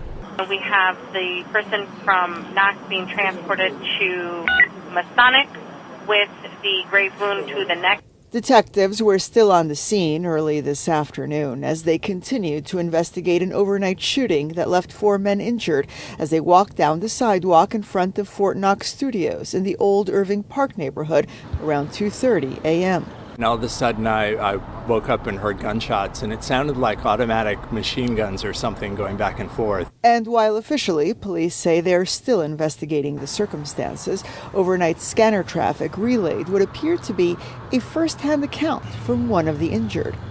All we have is that this gentleman said that he was shooting a rap video. He's a videographer. He walked out and he heard they shot about 30 to 40 shots. He doesn't know the make of the model, doesn't know any of that. He just said they went the length of the street and were just shooting, and he caught one in the neck. According to the owner of the music studio, while the building was already closed at that time, one of his long-term tenants with overnight access was using one of the many recording studios inside at the time of the incident. The injured appeared to have been among that tenant's guests, but he says he does not know who they were or what exactly they were doing. Police say the victims are 4 men between 20 and 25 years old. Their injuries at this point do not appear to be life-threatening. That's good. Not life-threatening. Apparently, they're saying it was 4 victims walking on the sidewalk that were shot. They're saying that they were doing a vlog. You know, it's kind of sad, man. My man Brandon be trying to push a lot of peace and positivity. I don't know why the hell people would be trying to introduce gunshots and violence around him. I don't know. They're saying, let me see what happened. Okay, everybody was in, okay, it's reasonably young guys, 24, 25, and 20 and 24. Oh, wow. Jesus Christ. Detectives are looking into it. Wow. Okay. I seen another thing. I think they described the injuries as some people got. It says, so somebody had the drop on them, I guess, while they're doing one of these videos, I guess. Somebody jumped out, tried to kill them. Okay, here we go. Police say 2 men were transported to the area hospitals by Chicago Fire Department. One with a grazed wound to the left arm, another one with a grazed wound to the neck. Both are listed in good condition. Glory be to God. The other 2 men were driven to the area hospitals, police say, one with gunshot wounds to the butt and one to the groin area, and one with gunshot wounds to the butt and the left leg. Glory be to God, they're in good condition. All right? Yeah. Listen, man, to you hooligans and hoodlums, leave my man Brandon Buckingham alone. He's only trying to promote a lot of peace and positivity, showcasing O-Block, Philly. I'm pretty sure Jacksonville will be next. I can't even see why. I can't wrap my head around why there would be violence or shootings. They're just doing a little vlog, kind of showcasing city pride. Like, what's the problem, right? Okay. Shout out to my man Feet on Land. I like it. There's some videos.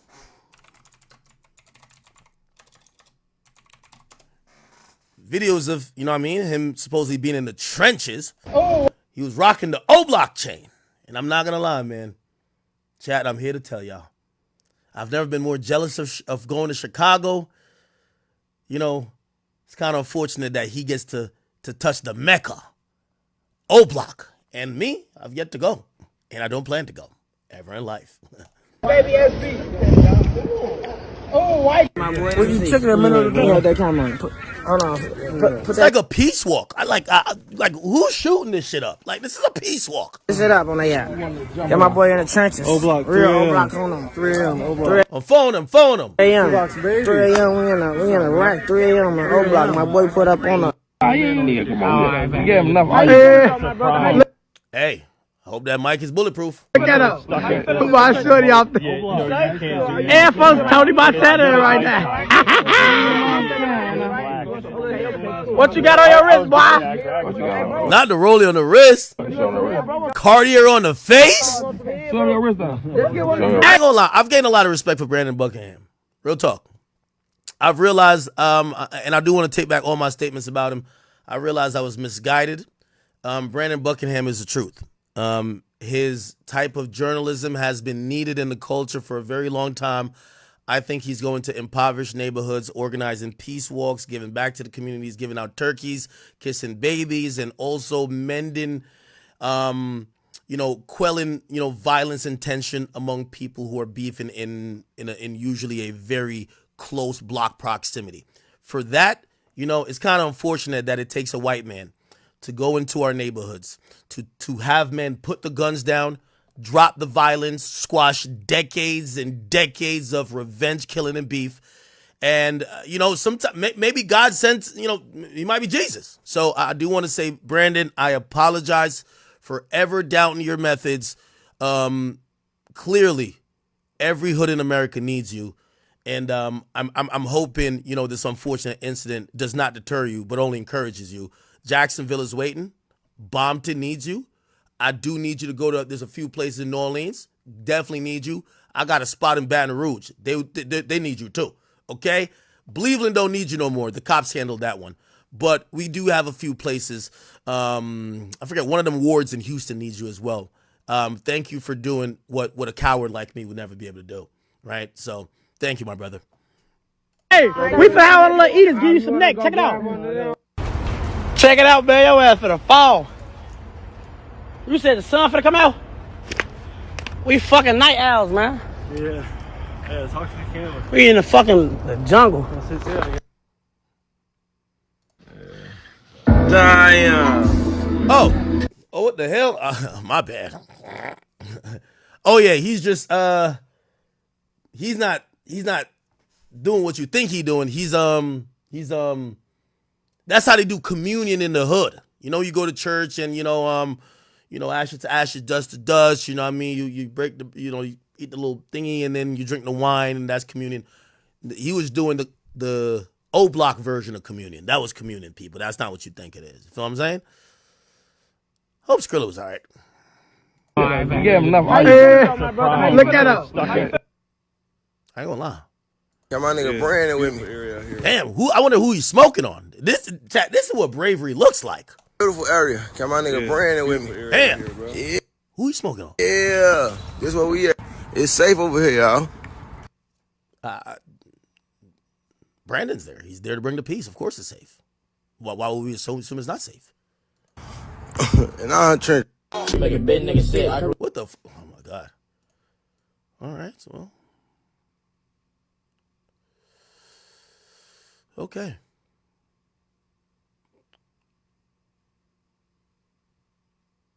Okay. Cool. I would say pray for peace, but whoever those men were that hopped out that vehicle, whoever those men were, I would normally advocate jail and hard labor for hooligans and thugs like you. But I have to admit, my methods are a little bit too corny. I don't got feet on land. Whoever shot that spot up, please, I got an email address for y'all. Y'all need to contact Brandon Buckingham. He's going to come interview y'all next. He gotta get the scoop on that. That's definitely real journalism. Feet on land, okay? So Brandon, I'm gonna listen. This is an open call for the niggas who hopped out that car, did that shooting. All y'all holla at me. I'm gonna set y'all up on y'all next interview because Brandon got to spin the block. He got the old blockchain now. He got to hop over to y'all section that y'all could tell him the real. You know, he could break bread, do some communion with y'all, and just do real journalism. I like this. This is Brandon Buckingham for the people. He outside with it. I like this one. This is good. This is good. You know what I mean? Perfect. Okay. Congratulations to Brandon Buckingham. I'm pretty sure this will be a viral video. If your cameraman turned off the camera when the shots flew, he's fired. You heard what Diddy said. Never cut the cameras off. They got all type of shit in America these days, man. Bring a nigga back to life, man. Never cut the camera off. So we're going to see a live shootout on a Brandon Buckingham video. And sounds exhilarating, okay? Brandon for president. I support. Okay.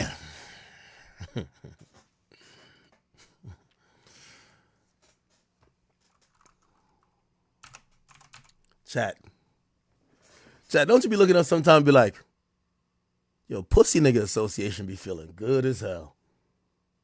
Yo, this is a Pussy Nigga Association. It be feeling cool. Okay. All right. What else? Damn, I got like only 15 minutes with y'all motherfuckers in here. I gotta go. Ooh, I heard 50's on that nigga Diddy's head top. Let me see this. Oh, nah. What? Is that? No way. Oh. Wait. Oh. Wait, is this a real video? I'm trying to get copyrighted, and that's why I'll keep muting. What the fuck?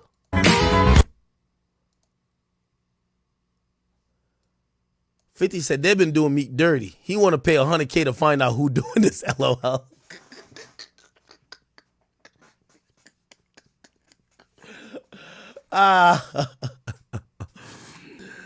Yo, the whispering in the ear is diabolical. Oh, nah. What is this? Oh, yo, why the hand right here? Oh, what? Whoa. Whoa. Hold on, wait a minute. What the fuck? Yo, Meek, I'm about to double up that 100K. We got to figure out who's doing this shit. Who's doing this to Meek Mill, man? Who's doing this to Meek Mill, bro? Who's doing this to Meek Mill? We want to know. We want to know. Meek Mill's from the trenches. Who's doing this to Meek?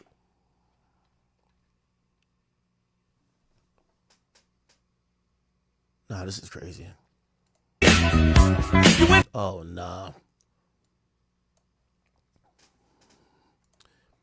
Yo, at least you can say it. I don't know if this video real, but Meek don't give it up easy. Is that W Meek? Meek don't look like he easy. Meek don't look like he easy. Meek ain't no thought now. Okay? He not no thought. He ain't gonna get this shit up easy. Meek gonna make you work for it a little bit. Ooh, that little. Nah, W Meek. He ain't giving it up easy. He ain't.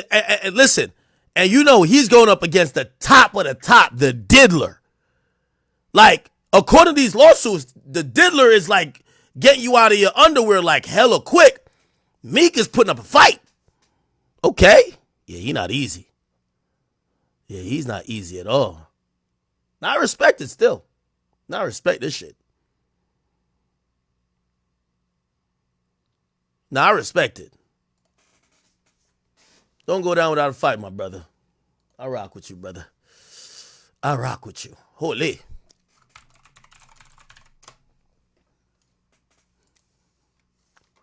Happy Friday.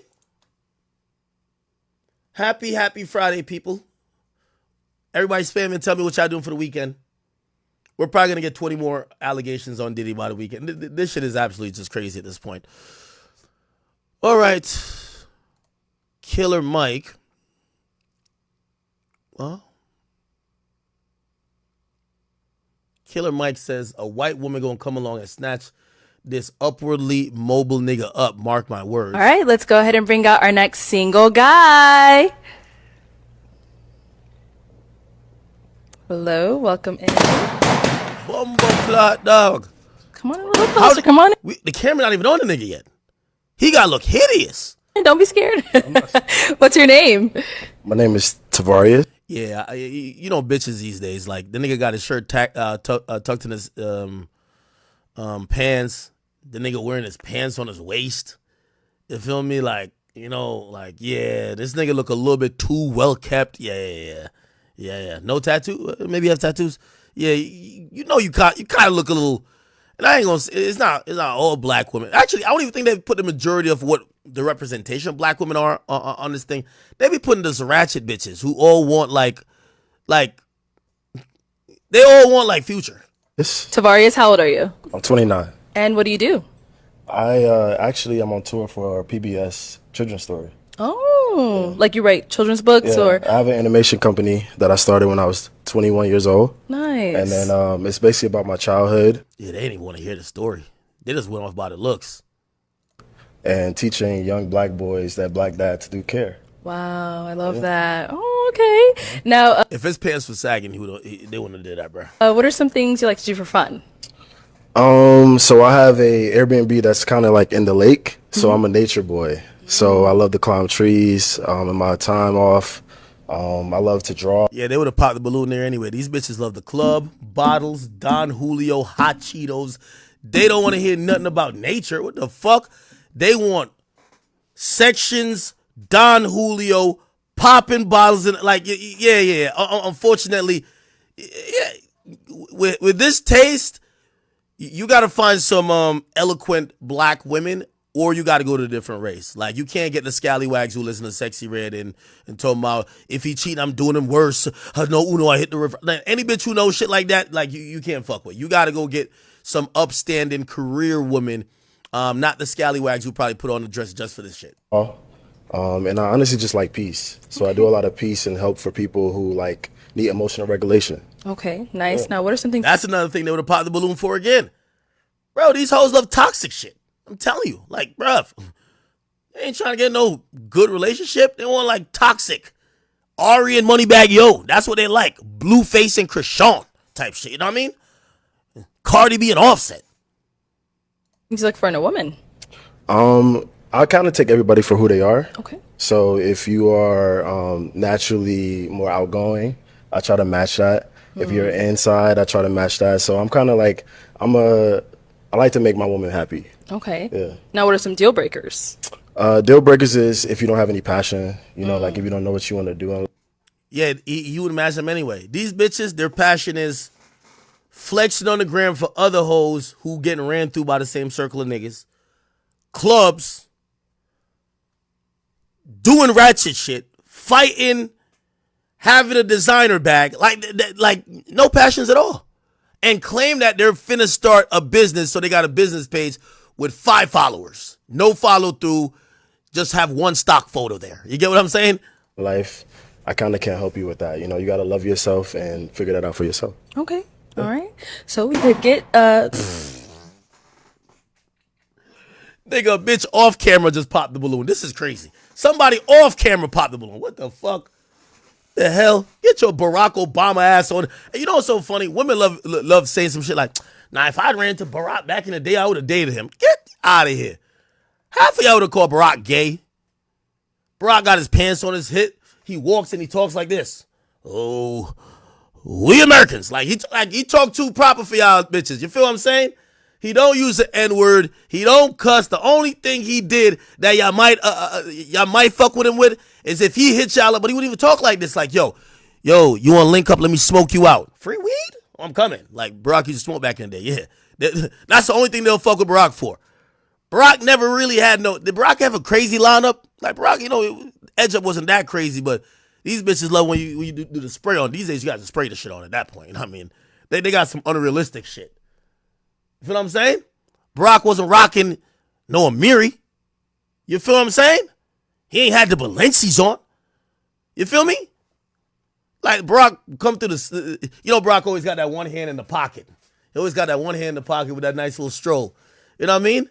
Man, he ain't got the pants sagging. He ain't got that. Yo, you remember when Chief Keef used to have like that Gucci belt, like a fucking, that shit used to look like, what's that superhero in SpongeBob? Barnacle Boy. Yeah. Nigga used to have that fucking Michael Kors belt just like this, like Chief Keef. Yeah, something like this. Like this right here. Yeah. Yeah. Bitches can't see your underwear. You got no future with them. And your underwear, you better not be some lame shit. Bitch see you, she looking at it like, wait, this nigga, that shit not ethical? Well, hell nah, get this nigga out of here. Nigga, you rocking some Hanes? Oh, hell nah. Bitch see you with a clean pair of Hanes, she don't fuck with you. She see you with some ethical boxes, it could look worn the fuck out with a shit stain in the back and 2 holes. Oh yeah, he get money. He get money. He get money. He get money. He get money right there. Yeah, he get money. Word. Some pop balloons. Let's go on over there and see why they ended up popping. All right, if we can start with your name and age and why you ended up popping. Yeah, the way he stand, women don't even like niggas who stand like this. He don't even look like he do drugs. Hell nah, he corny. Yeah, this nigga don't do no, he don't do that Galaxy gas. Nah, he corny. He corny as fuck. Yo, you don't even smoke? You don't vape? You don't vape? Oh, no, you corny. You corny. You corny. You corny.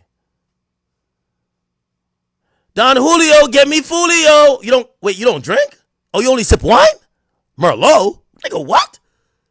Oh, hell no. You corny as fuck. I'm going out with my girls tonight. Yo, promoter said they got me a free section. We in that bitch. You corny. Okay? You're corny. Okay? Riesling. What? Casa Azul please. For real. That's how it be. I'm sorry. That's how it be. And again, let me make this very clear. It's not all black women. But the ones that keep... First of all, let me tell you this. This is another thing. Yo, chat, could we say this too? No self-respecting black woman with any type of substance, class, or ethics would be on a 20v1, right? If you have any type of self-worth, class, morals, you're not on a 20v1, right? You're also not on a pop your balloon. So they're getting the bottom of the bottom bitches. They're giving them like $125 to put on a dress from Pretty Little Things and put a balloon in their hand. And that's the thing. Like, you just gotta be honest. Like, of course they're not gonna fuck with a nigga like this. They're looking at him like, what the fuck? This nigga got a collar on his shirt? Oh, hell nah. Yo, this nigga, what the hell? This nigga know how to iron? What? That's gay. Iron? Oh, hell nah. Nigga, is that a seam in your pants? Oh, hell no. Fuck that. Yo, this nigga know how to iron? Oh, hell nah. This nigga a geek. Yo, he a geek. They're looking at his pants like, where's the tag at? You know it's designer when you leave the tag on it. Where's the tag? For real. I'm telling you. Popping your balloon. Yes. Hi, I'm Ishi. I'm 28. Nice to meet you. Firstly, I want to say that you're a very well-rounded young man. Like, everything that you have going on, A1. It was the attraction for me, and then also the height. I'm pretty tall, so I want some. Yeah, that's where social media done fucked it up. He taller than her, but I guarantee she only fucking basketball players, man. Niggas 6'5" and up. Devin Booker booking her pussy every weekend. You know what I mean? Like, yeah, it's tough out here for regular dudes, man. Yo, shout out to the regular homies, man.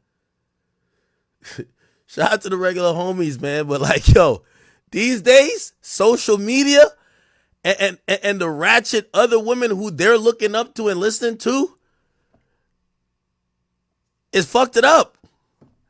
You gotta, like, unfortunately, I'm gonna be honest with you. You gotta find a black woman who listens to other music than rap. If this is the quickest way to vet a type of girl right now. I kid you not. If she knows about the back and forth of Blueface and Krishan, you know what type of girl you got. If she tells you anything about baddies, you know what type of girl you getting. Yo, it's like music to my ears when you bring up some shit and she's like, wait, what's that? I never heard of it. I don't really be on the gram like that. Oh my God. What?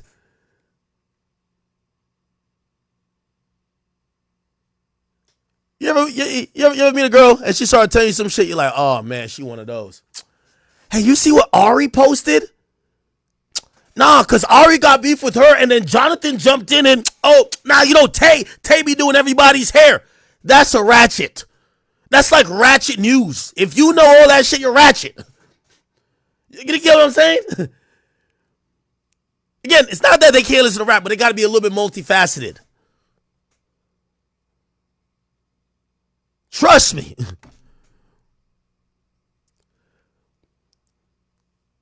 Other day, I'm hearing this one bitch talk. She's naming me niggas that I don't even listen to. Like, no, I ain't gonna name all niggas because now y'all gonna try to make like I'm dissing niggas. But it's the most hood music on earth. Like, I'm trying, she's like, what you be listening to? I say, y'all know, Drake my favorite rapper, but like, I be listening to like Dirk, you know what I mean? I gotta listen to YB, because I'm trying to make it look like I got a little edge. Man. Bitch started naming some people, bro. Them niggas got their criminal records longer than the goddamn record list they put out. Who the fuck is this? Nah, he go crazy in the city. Like, wait, does he have a hit? No, this is a hit. Oh, okay. Oh, you not tapped in? I heard about him. Type shit. Yeah, I heard about that nigga. Who the fuck is this? You start playing it, to be like, yo, hey, like, you just keep looking over like, what the fuck? What the fuck did I sign up for? What is this? I'm telling you, bruh. You learn a lot. Somebody that I can look up to. Yo, chat, Rob 49. I ain't gonna lie. I haven't listened to more than 3 songs of Rob 49. The bitch is like, yo, that's all my catalog. That's all I listen to. What? I'm gonna lie. Hopefully, he get better too. Bitch gonna tell me Skrilla. I'm like, what you mean? Cool. Now, is she someone that's your type?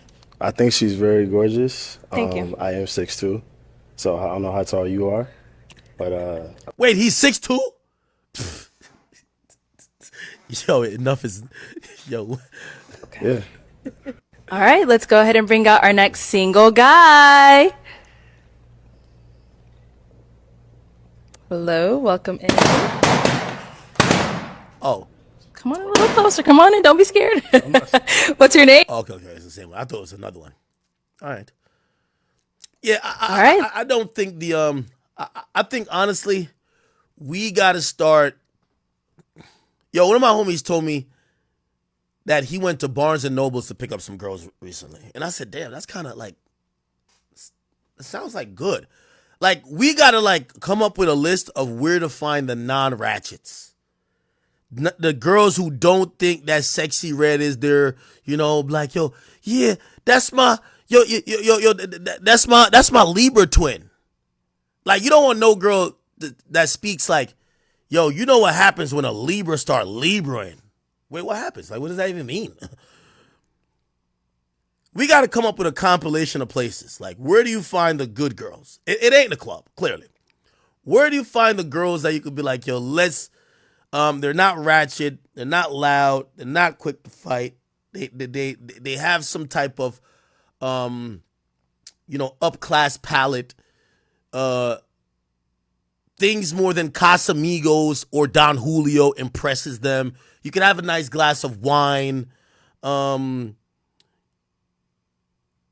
enjoy a nice steakhouse. They like dressing up. They ain't only just rocking like. Let me not even get into it. Art shows? Somebody said Kamala voters, you crazy as hell, nigga. They twerking at her rallies. The fuck is you talking about? The library? I'm starting to realize you just gotta. These days, yo, chat. Let me ask you. This is the last thing we'll move on. I felt like about 10 or 12 years ago that decent women were more popular. Like if you're trying to find a woman, decent, high moral, non-embarrassing people who carry themselves like a lady. They were more popular than really attractive women. These days, with the invention of surgery, everybody's like a makeup whiz. You have Facetune that could do wonders. I think the majority of women I kind of see these days on the gram, they look attractive, but the character is really low, right? So nowadays, it's easy to find a bad bitch. It's not easy to find a woman of high character. So you'll find a bad bitch who's a whore. A bad bitch who got a bad attitude. Bad bitch who's just ratchet as shit. Bad bitch who don't believe in God. A bad bitch who got 5 niggas. You get what I'm saying?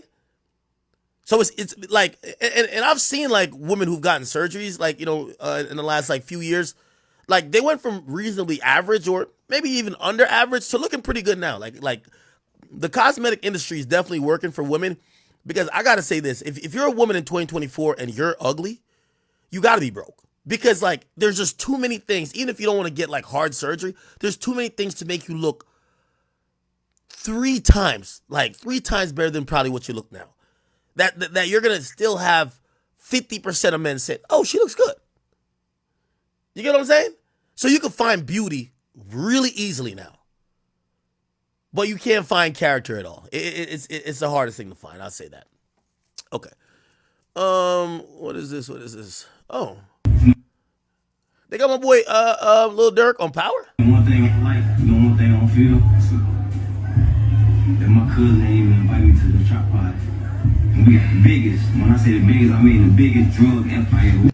I need you to wait Please, why you saying it? Don't try me. I get what you're saying, but you never know when the fence is soft. Hey, listen, this guy stay wild, but don't even listen to me. What you mean wild? Okay.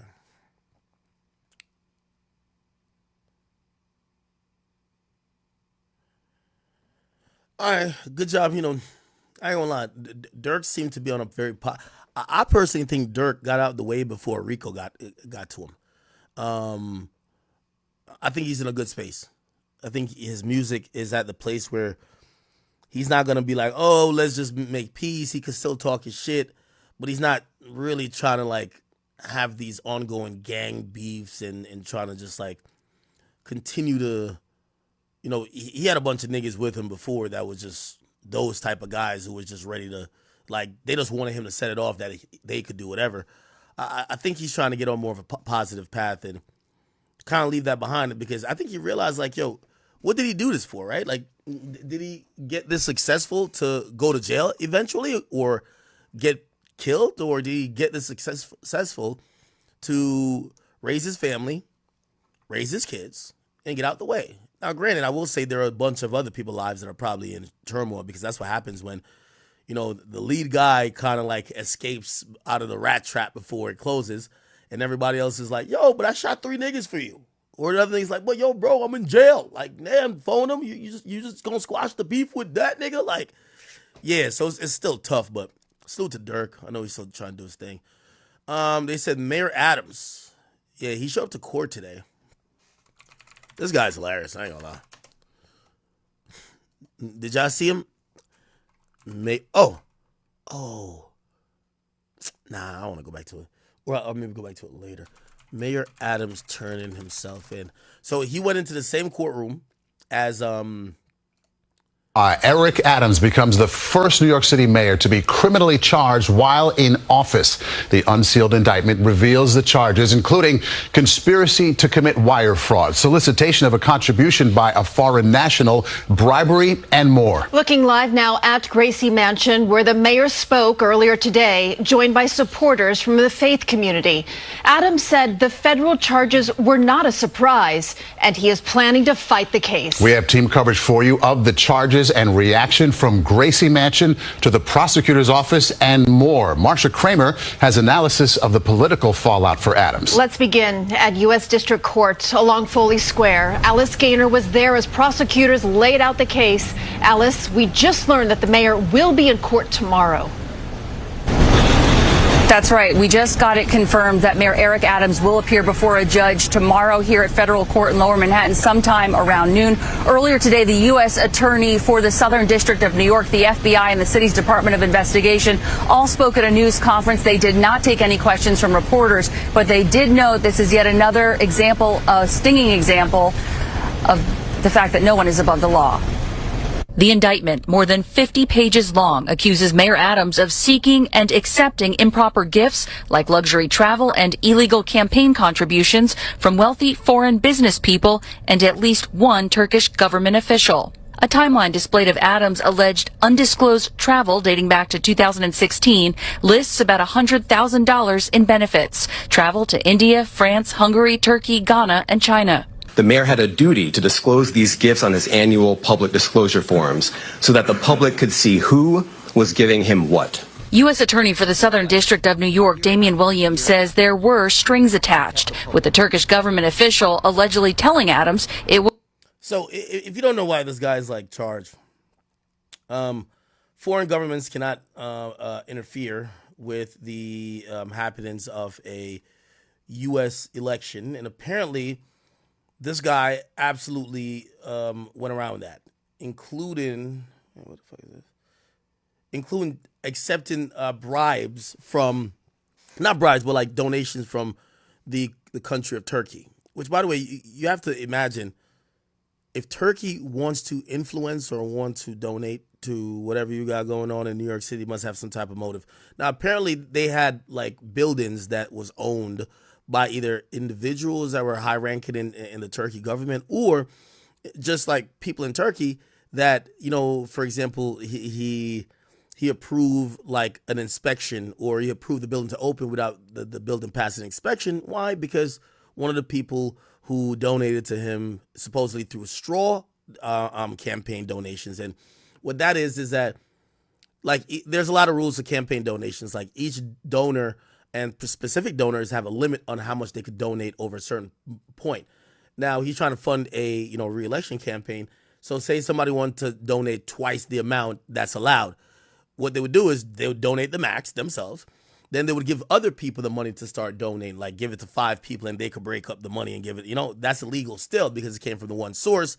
And especially if there's an understanding by the person getting the donation, Eric Adams, that one person donated twice the amount. It just came through 5 other straw donators or whatever. That is legally just wrong. Was his turn to support Turkey. That in 2021, this official was trying to open a new Manhattan high-rise housing Turkey's consulate in time for a visit from that country's president. But the FDNY's fire safety professionals wouldn't let the building open because the building hadn't passed. And by the way, Karina, thank you for the 10. I'm sorry I didn't see that. She said Drake said he was going to slit his throat in that buried alive snippet before he meet the Grams, or not like us drop. I had no issue with that. Hey, Karina, I've stayed very firm on this, that both rappers have rapped about violence, okay? Both rappers have rapped about violence. Vax. They've talked violently about it. None of them have came out to send a message to their fans, to their supporters, to anybody else who would be, affected by this. We've seen in the past, even if we go back to Tupac and Biggie, when you see there was a lot of signaling to the public, either by the record labels. There was at times that Suge Knight himself had to, actually because he was being pushed by the record labels. But even Diddy had to come out and say, hey, listen, this East Coast, West Coast beef, it's not that. This is musical, blah, blah, blah. With Drake and Kendrick, neither of them has said shit. They've just disappeared like they normally do. So I'm telling y'all that the accountability is going to stay with both of them. Not only blaming Kendrick, I'm blaming Drake too. You get what I'm saying? Like, this is a thing. Like, if you think about other genres of music, like shit, the Jamaican government pretty much forced Vybz Kartel and Mavado at a point where they had kids stabbing each other up over them perceiving the beef to be that real. They were like, it's like, you guys are a gully, and people would fight over that, right? Like, people pick sides.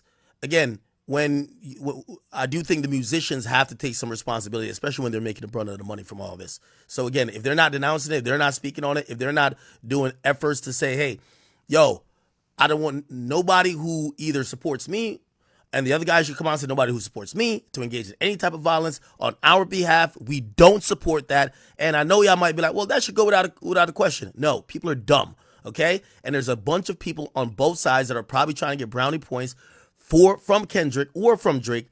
And shit, I also think Drake was wrong in following the guy who did the shit to Rick Ross, or even posting up that video saying, yo, I'm having a good day today. No, don't take credit in that, because if somebody knocked somebody's head off on your team, how you gonna feel? So I've been very consistent in that point. I think both rappers have been lacking in not diffusing the issues that seemingly is building that came from their songs, right? Like, they should denounce it. Yo, if you fuck with me, Kendrick should say this. If you fuck with me, you shouldn't do that. Drake should say this too. If you fuck with me, it's just music. You should do nothing like that. And again, I know y'all love with these artists not saying anything, but this is also the result. Obviously, it hasn't gone anywhere yet, but just imagine Biggie and Tupac not making any because all these rappers think they're too cool to just put out a fucking statement, right? Like, they just think they're too fucking cool. Imagine Tupac and Biggie just dropping them songs.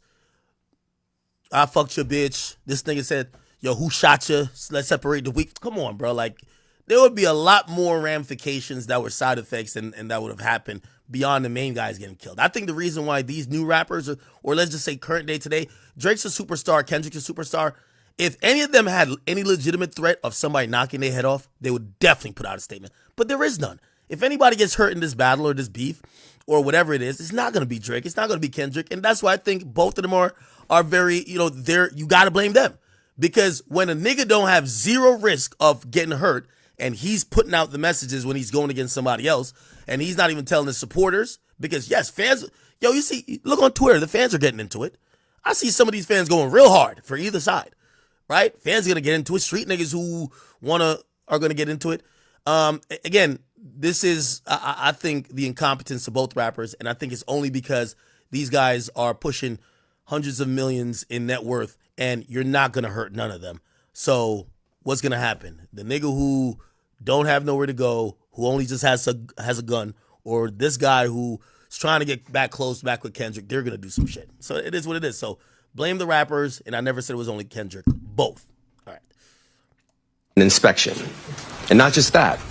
Some of the people at the FDNY thought the building had so many issues and defects that the building was not safe to occupy. Adams is accused of pressuring the fire department. The FDNY professionals were convinced that they would lose their jobs if they didn't back down. And so they did. They got out of the way and let the building open. The mayor held a news conference defending himself, repeating his mantra often stated at press conferences that he follows the law, but was first interrupted by hecklers before he began and at other times throughout. This is a youth thing, Eric Adams. I ask New Yorkers to wait to hear our defense before making any judgments. From here, my attorneys will take care of the case so I can take care of the city.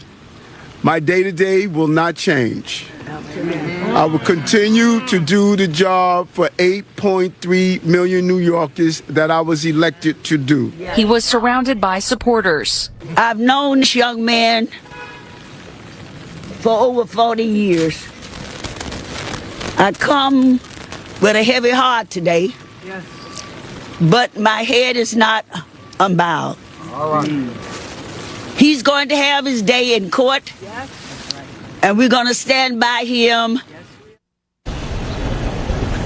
The U.S. Attorney also had this message for anyone who may know something. Come forward now before it's too late. He says this investigation is very much ongoing. Live in Lower Manhattan, Alice Gaynor, CBS News, New York. Okay, Alice, thank you. Well, despite the mayor's news conference there with supporters saying that he should be given a chance to prove his innocence. Okay, anyway, that's a full coverage. Where's the shit where he walked in today, man? Eric Adams. Had this Story of the mayor.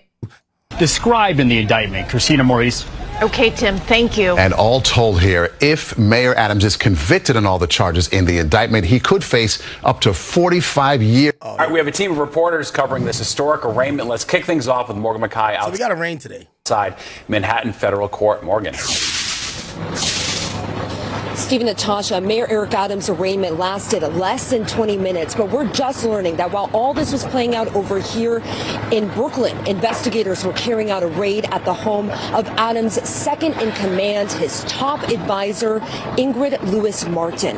Now, Lewis Martin has known Adams for roughly 40 years, and she describes herself as Adams' sister ordained by God. She's also been one of his top aides since 2006. Federal and state investigators reportedly met Lewis Martin at JFK, where she was returning from Japan. According to her lawyer, investigators seized her cell phones and served her with a grand jury subpoena. She was not home while investigators raided her house. It's unclear right now if Lewis Martin, if this raid is in any way connected to Adams. Now, Adams is due back in court on Wednesday, and her lawyer says that he will be moving to dismiss the case at that point.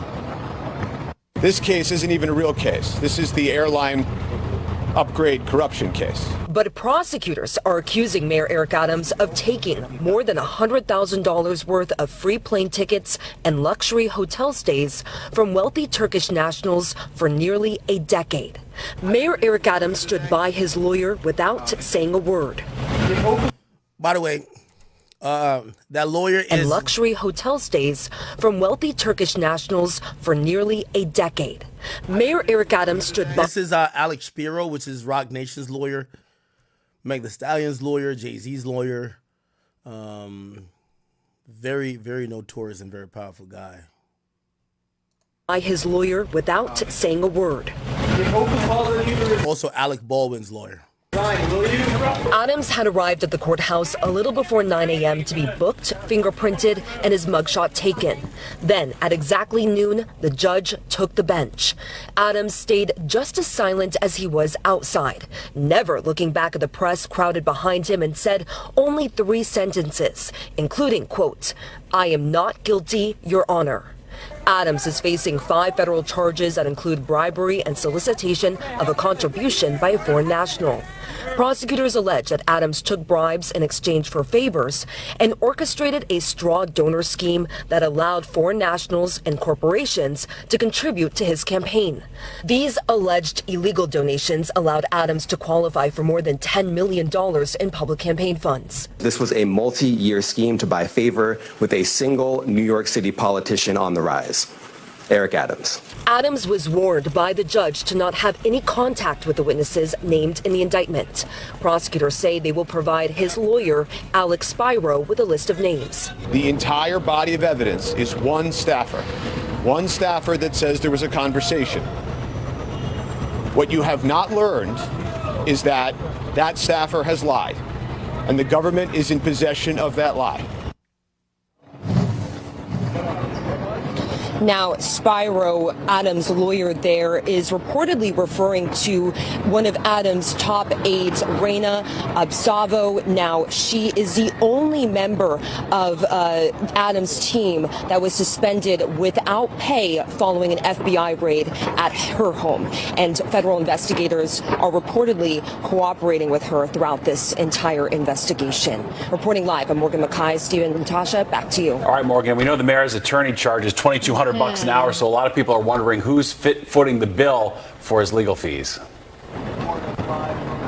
So according to Adams' spokesperson, the city and taxpayers are not paying for Adams' legal fees. Now, back when Adams was first raided by the FBI. Yo, $2,200 an hour. Wow. And his cell phones were seized back last year. He set up a legal defense fund, which he's allowed to do. And within 2 months at the beginning of the year, he had raised more than $700,000 from this legal campaign fund. And some of those people that donated this campaign fund include former Mayor Bloomberg. All right, Morgan, thank you so much. Well, there are 2 prominent attorneys at the center of Mayor Adams' case. One is Damian Williams, the U.S. Attorney for the Southern District of New York. The other, Alex Spiro, as you just heard, and that's the mayor's defense attorney. All right, Fox 5's Antoine Lewis here now with a closer look at what each of them bring to the table. Antoine. Stephen, let's do it. On the one hand, you have a celebrity defense lawyer who has never lost a case, going up against a seasoned federal litigator who's never represented any celebrities, but he's indicted a few. Alex Spiro, the attorney representing Mayor Adams, is no stranger. Wait, he's never lost a case? The nigga's a Floyd Mayweather lawyers. Of course he worked for Rock Nation. To high-profile cases. Spiro represented actor Alec Baldwin on involuntary manslaughter charges for the 2021 accidental shooting on the set of the film Rust. The case was dismissed without prejudice in July. Rapper Jay-Z turned to Spiro for help when fellow rapper 21 Savage was facing deportation charges in 2019. And rapper Megan Thee Stallion turned to Spiro when she was sued by a cameraman for sexual harassment earlier this year. He hails from the Manhattan District Attorney's Office, which is certainly a great place to start. Spiro is also a personal friend and confidant of billionaire Elon Musk and was heavily involved with Musk's takeover of Twitter and its relaunch as X.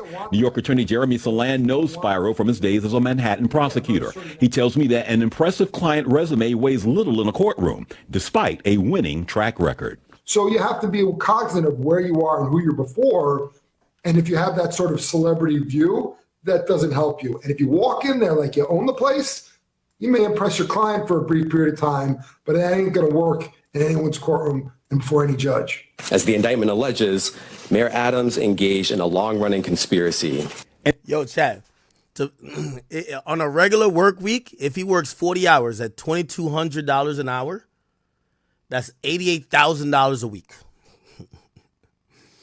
Yo, lawyers be getting it, bro. $88,000 a week. And by the way, that's probably just his hourly rate, right? Like if his law firm, like he probably owns his law firm or he's a partner, if they're representing you, you're going to have to be paying mad other fees. That's just for him. Then you probably got to pay fees for paralegals. You got to pay fees for these other people who are doing, like all these other shit. So just kind of show you how lawyers really be getting it. I know y'all be saying these rappers got the bag, but y'all want to see the bag? $2,200 an hour, 40 hours a week. That's if he has 40 billable hours in terms of representation. $88,000. And what they do with lawyers, if they always round up, so they go in increments of half an hour or an hour. So if he gets on the phone, talks for 10 minutes with the prosecutor, he bills you for $1,100. He bills you for 30 minutes. And if he talks for 31 minutes, he bills you the whole $2,200. That's just how they go. It's crazy. They fucking send you trust me, I'll be seeing this shit. I'll be like, yo, god damn. What the fuck? Lawyers be getting it, bro. And bringing corruption cases to trial has long been a focus for Damian Williams, the Southern District of New York U.S. Attorney who indicted Adams earlier this week. This is why, I know we ain't play this, but this is why my man G Herbo responded to his lawyer saying he owes him $237,000. He said, damn it, nigga, I paid y'all $1 million. I ain't even go to trial. Listen to this. So instead of like writing one of those big long paragraphs when people issue statements, I figure I'd rather just talk about it on video. And I wish I didn't even have to address this kind of stuff because I don't know if I could avoid talking about stuff publicly, or if I could avoid any kind of public perception of my personal life and my business, I would do the opposite. But anyway, I want to address this lawsuit and my greedy, shiesty ass law firm, Prince Lobo, that I hired. First of all, I paid y'all $1 million. $1 million. I think a little over $1 million. But this invoice of what y'all suing me for put y'all well over $1 million. And I didn't even go to trial. I pled guilty. I pled guilty to something I had minor a little. Now, I'll tell you how getting like, usually decent law firms work. They'll see a situation. They'll take a retainer to just handle it, right? To just, okay, we'll respond. And they usually tell you this is a retainer to file whatever paperwork on your behalf. But then they usually have a different retainer that they need if you're going to trial. And if also another retainer, if they have to handle any appeal things for you, then they have another retainer if you got to get an investigator. So all you keep saying, yo, lawyers, trust me, lawyers probably be like, yeah, keep suing. They'll probably don't give a fuck who gets sued. Yeah, keep all that suing shit going. And usually how it works, right, with the retainer, say the retainer is $20,000, right? They'll tell you it's just. I mean, I would hope y'all. Well, I hope not. I don't know too much about hiring lawyers, but they'll have initial fee and then they'll have a certain amount. Like say for the $20,000, they'll be like, hey, they'll give you their billable hours of everybody in their office, which means the person who prints the shit out, the person who looks up the whatever, even they got a fee. Everybody got a fee. The main lawyers, they have the biggest fee, which is Alex Spiro is going to be $2,200. Now, what happens is they have a person who's billing it every time they work on your case. Say the $20,000 gets to 10. Usually they have an amount which they're going to say that's a replenish amount. Anytime, so you give them $20,000, right? They start working. They bill. Once it gets past 10,000, or it gets to a certain threshold, they then hit you and say, hey, we need you to refresh the retainer. You know why they do that? To make sure they don't have to ever sue somebody. They usually operate off money you overpaid rather than money you have to pay later. They don't do work for IOUs. You pay them a retainer, they work off of that. Once they get to a replenishment amount, they start telling you, hey, send some extra money because we're getting into the emergency fund. That's like the emergency fund. Obviously, they're dealing with a celebrity client who might be strapped for cash, who was going for, wire fraud. Apparently, they told him that, banks were going to refuse his business. So, like, it was hard for him to really put his money where he needed to. Apparently, then, maybe they started working off of, okay, you'll pay us after this is done type shit. But even then, it went to a plea. Little involvement in the first place. And I only had my name on 5 pages of discovery. So out of the million or whatever pages of discovery that y'all read, because that's what y'all want to do so y'all could charge me by the hour, my name was only on 5 pages of this shit. Only on 5 pages of discovery. I went into the courtroom pleading guilty, and I was able to walk out of the courtroom and be with my family, remain free based off of mitigation. And for those who don't know what mitigation is basically an argument based upon who I am as a person, the community work and the stuff that I do in the community, and who I am as a man, as a father, the mental health work that I do in the community. I didn't catch a case and start doing that shit. I was doing this before I caught the case. So basically, I went into the courtroom and was able to walk home free based off who I am as a person. My lawyers ain't even really do shit. You know how to, like, when people catch cases and they beat the case?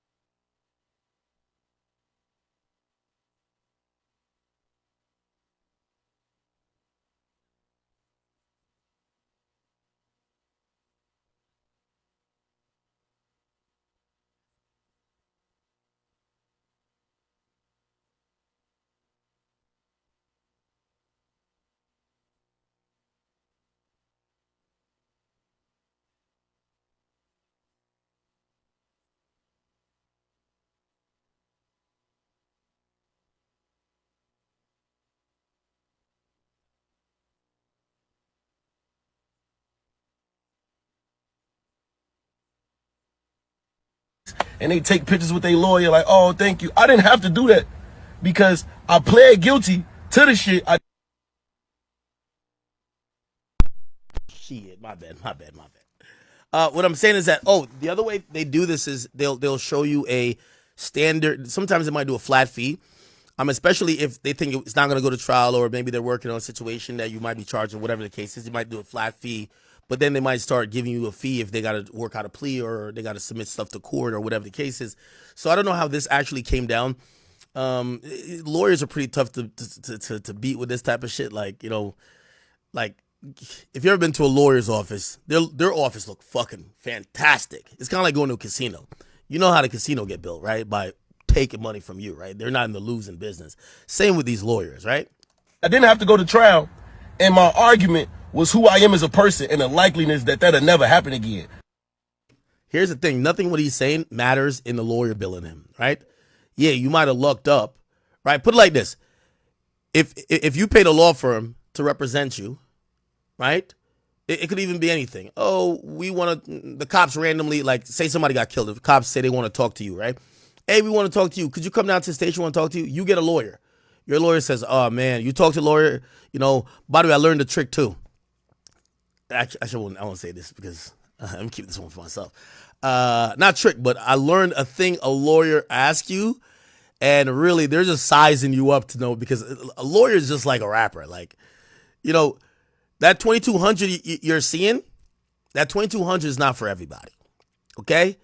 Jay-Z probably pays Alex Spiro a flat rate. Why? When Jay-Z cases come up, he pushes his other cases to the side.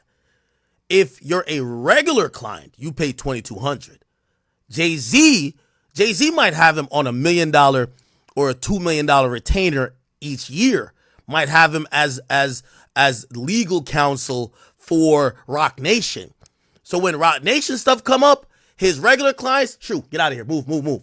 So again, it definitely differs. And here's the thing. A lawyer won't be like, oh shit, all right, say they go sit down with you and y'all listen to the detective. They're like, oh yeah, we think you might be involved in a murder. Say there's like, oh shit, you're not, you gave some information or whatever, and you're not involved. Oh, you're in Hawaii, cool, you're not. Say you paid that lawyer like $10,000 for him to do that with you. He don't be like, oh shit, since they didn't charge you, here's your $10,000 back. No, nigga. That's why they usually try to do a deal with you. It'll be like, hey, yo, we'll deal with all the back and forth with the detective, and be your middleman, 10 grand. You go in there one time and be like, oh shit, my bad, we actually called in the wrong person. That lawyer is not giving you that back, bro. So like, I think G Herbo's making a point to say, bro, we didn't even go to trial. Why did I pay you so much? And I bet the lawyers are going to be like, you could have gone to trial and you could have, a lawyer once said this. They say they charge a client based on how much they think their freedom is worth to them. Think about that. Like, yo, how much is your freedom worth to you? How much is Diddy's freedom worth to him? So for a regular client, he's charging this. For you, you're getting some other prices. First of all, and second of all, let me touch on, I'm glad this shit over with so I can speak on it. I don't know how to do fraud. I was fighting a case for conspiracy to commit wire fraud and identity theft. I ain't never did fraud a day in my fucking life. I don't even know how to work my phone. I don't know how to work a computer. I went to jail for paying a nigga hundreds of thousands of dollars to do shit for goods and services when I was 18 years old. I was a fucking kid. I was 18, 19 years old, paying a nigga $20,000 for a jet, $15,000 for a crib, thousands of dollars for cars, rental cars and shit, and he doing that shit illegally. That ain't had nothing to do with me. I didn't know what the fuck he was doing. I wasn't even thinking about it. I was a fucking kid. I had money already. I wasn't going to steal from people. Lawyers do take advantage of people who are, again, you walked in that law office, and trust me, you probably had your chains on. Trust me, they sized you up. Oh, okay. Okay. Yo, you know what lawyers will do? Oh, damn, that's a nice watch. What type of watch is that? Oh, wow. That's that rare AP. Presidential? Oh, that's like 80,000. Nigga not complimenting. The nigga's looking like, all right, I'm better tax your stupid ass. That's what, trust me, lawyers do that. I wasn't stealing people's credit cards and taking their identity to go further my career or do something to help me. Like, be for real. So, anyways, let's touch back on this subject. Also, y'all misinformed me that I would even be debanked, that I was going to get debanked and banks wouldn't even allow my business anymore after I fought this case. So on top of that, I had to get big ass checks sent back to me and then figure out which bank gonna take me so I could put the money that I already have in the bank. And I can't even make no new money. I got millions of dollars in deals on the table right now that I gotta figure out what I'm gonna do with the checks that I have already and where they gonna send these new wires, because y'all misinformed me that I would lose business and be debanked behind this shit. So not only did y'all overcharge me, y'all misinformed me, y'all misrepresented me, and y'all took advantage of me. And y'all think just because I'm young and black and successful and I'm an artist that I'm uneducated. Like, I don't know right from wrong. I should have never paid $1 million to y'all in the first place. See, that's where you're wrong. Again, he's looking at this to say, by the way, here's the thing. G Herbo, granted, it's clear like he didn't have that much culpability because they gave him a really light plea. They gave him probation, right? When even the prosecutor wanted him to serve a year and a day in jail. Here's the thing about this, right? With G Herbo, what did I tell you are like, there's like 5 cardinal sin charges where once you get him, you're going to jail. Also, to get defended on those things, you're going to have to pay a pretty penny. Here's a few. And well, I'll name the ones that usually they give you because you just can't get out of. Obviously, RICO. They hit you with a RICO, can't get out of. If they hit you, and sometimes sex trafficking could be part of RICO, but if they hit you with a standalone sex trafficking, that's hard too, because you flew out a chick, you promised her something, yeah. Then the third one is wire fraud, right? And wire fraud is what get all the scammers. So all the creeps get sex trafficking, all the killers and drug dealers get RICO, but all the scammers get wire fraud. He was in the scammer category. They gave him wire fraud, right? Stolen credit cards, bought designer puppies, $500,000 vacation in Jamaica, private jets, blah, blah, blah. Somehow, I guess the evidence doesn't bear out that he's that much responsible. They give him a deal. Here's the thing. I'm pretty sure his lawyer probably was trumping it up to him while describing what could go down with this wire fraud case, that it made sense for him to charge him an arm and a leg. Now, granted, G Herbo is, young guys from Chicago, got some money. Shit, so that's why sometimes you might have to have a consultation with a few different attorneys because, shit, yeah, this one looked like they got over on you. But here's the thing. Pretty much if any lawyer going to try to get over you, if they think that your freedom is in their hands, even if they think they don't get you to beat it or not, they're trying to move the money from your account to theirs, truthfully. Everybody on my team advised me to sue y'all for excessive billing, but I never did that. So now y'all suing me because y'all greedy and money hungry. You should sue them for excessive billing then. And y'all feel like I owe y'all $230,000, which I don't feel like I owe y'all shit. But if y'all would have reached out to my team before issuing this public lawsuit, we would have paid y'all. We'd have got. That don't make sense. I don't feel like I owed it, but if y'all reached out to my team, I would have paid it. Does not make sense. You either owe it or you don't. If you don't owe it, don't pay it. If you owe it, pay it.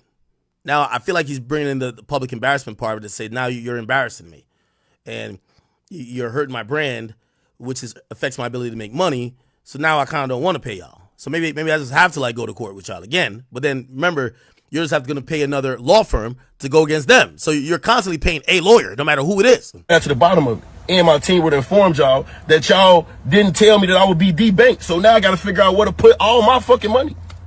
Where to put my money and where to receive my new money to even pay y'all in the first place. That's crazy to me. But I just wanted to speak about it publicly because people get the wrong message and they get, you know what I'm saying, shit'll go through loopholes and people will look like, oh yeah, I stole or I'm in the wrong. I honestly am not in the wrong. Y'all misinformed me. Y'all misrepresented me. Y'all took advantage of me.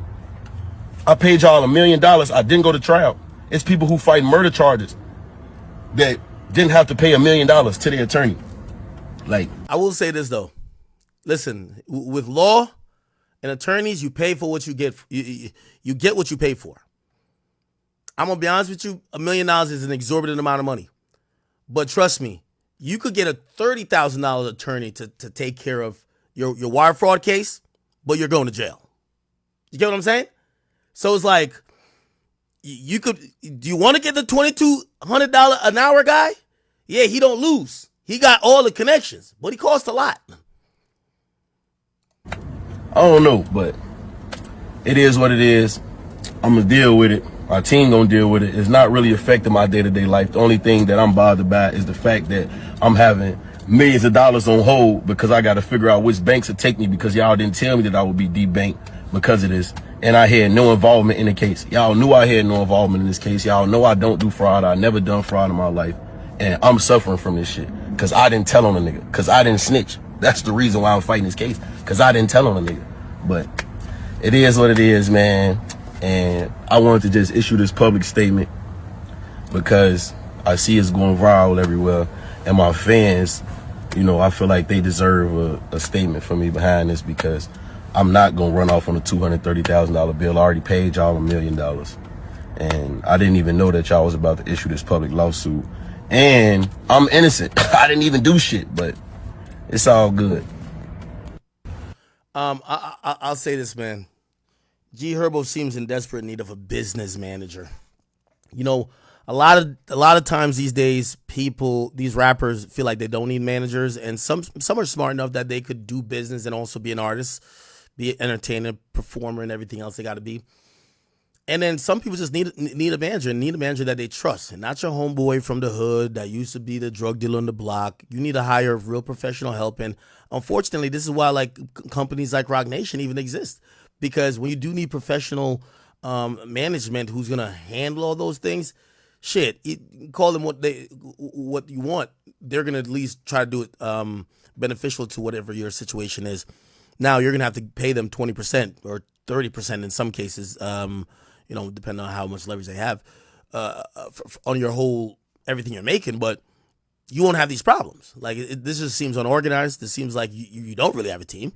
You said your last team made you sign a deal and there was lost wages and money got scammed by the Machine Entertainment Group. Now we're hearing that, oh, you had no idea you owed your lawyer. Sounds like you're busy making money and doing stuff as an artist. Congratulations to you, G Herbo, but you need somebody who you trust, who you really trust, because it feels like you don't have people you trust, and it feels like you don't have the proper handle of what's going on with your business. All right? Yo, chat, I do got to run, man. I got to run. I got a bunch of stuff to do. I'll be back on tomorrow. I do love y'all. Thank y'all for watching. If you guys became a member, appreciate that. Make sure you subscribe to all the channels, King Akademiks, the Academy, definitely Twitch. I think Rumble didn't pop off today, but we'll get it back on next time, and even Facebook. Chat, I got to run. Unfortunately, I'm out of here. Actually, I'll just wait 40 more seconds to get to 3 hours. Nah, no one. Peace.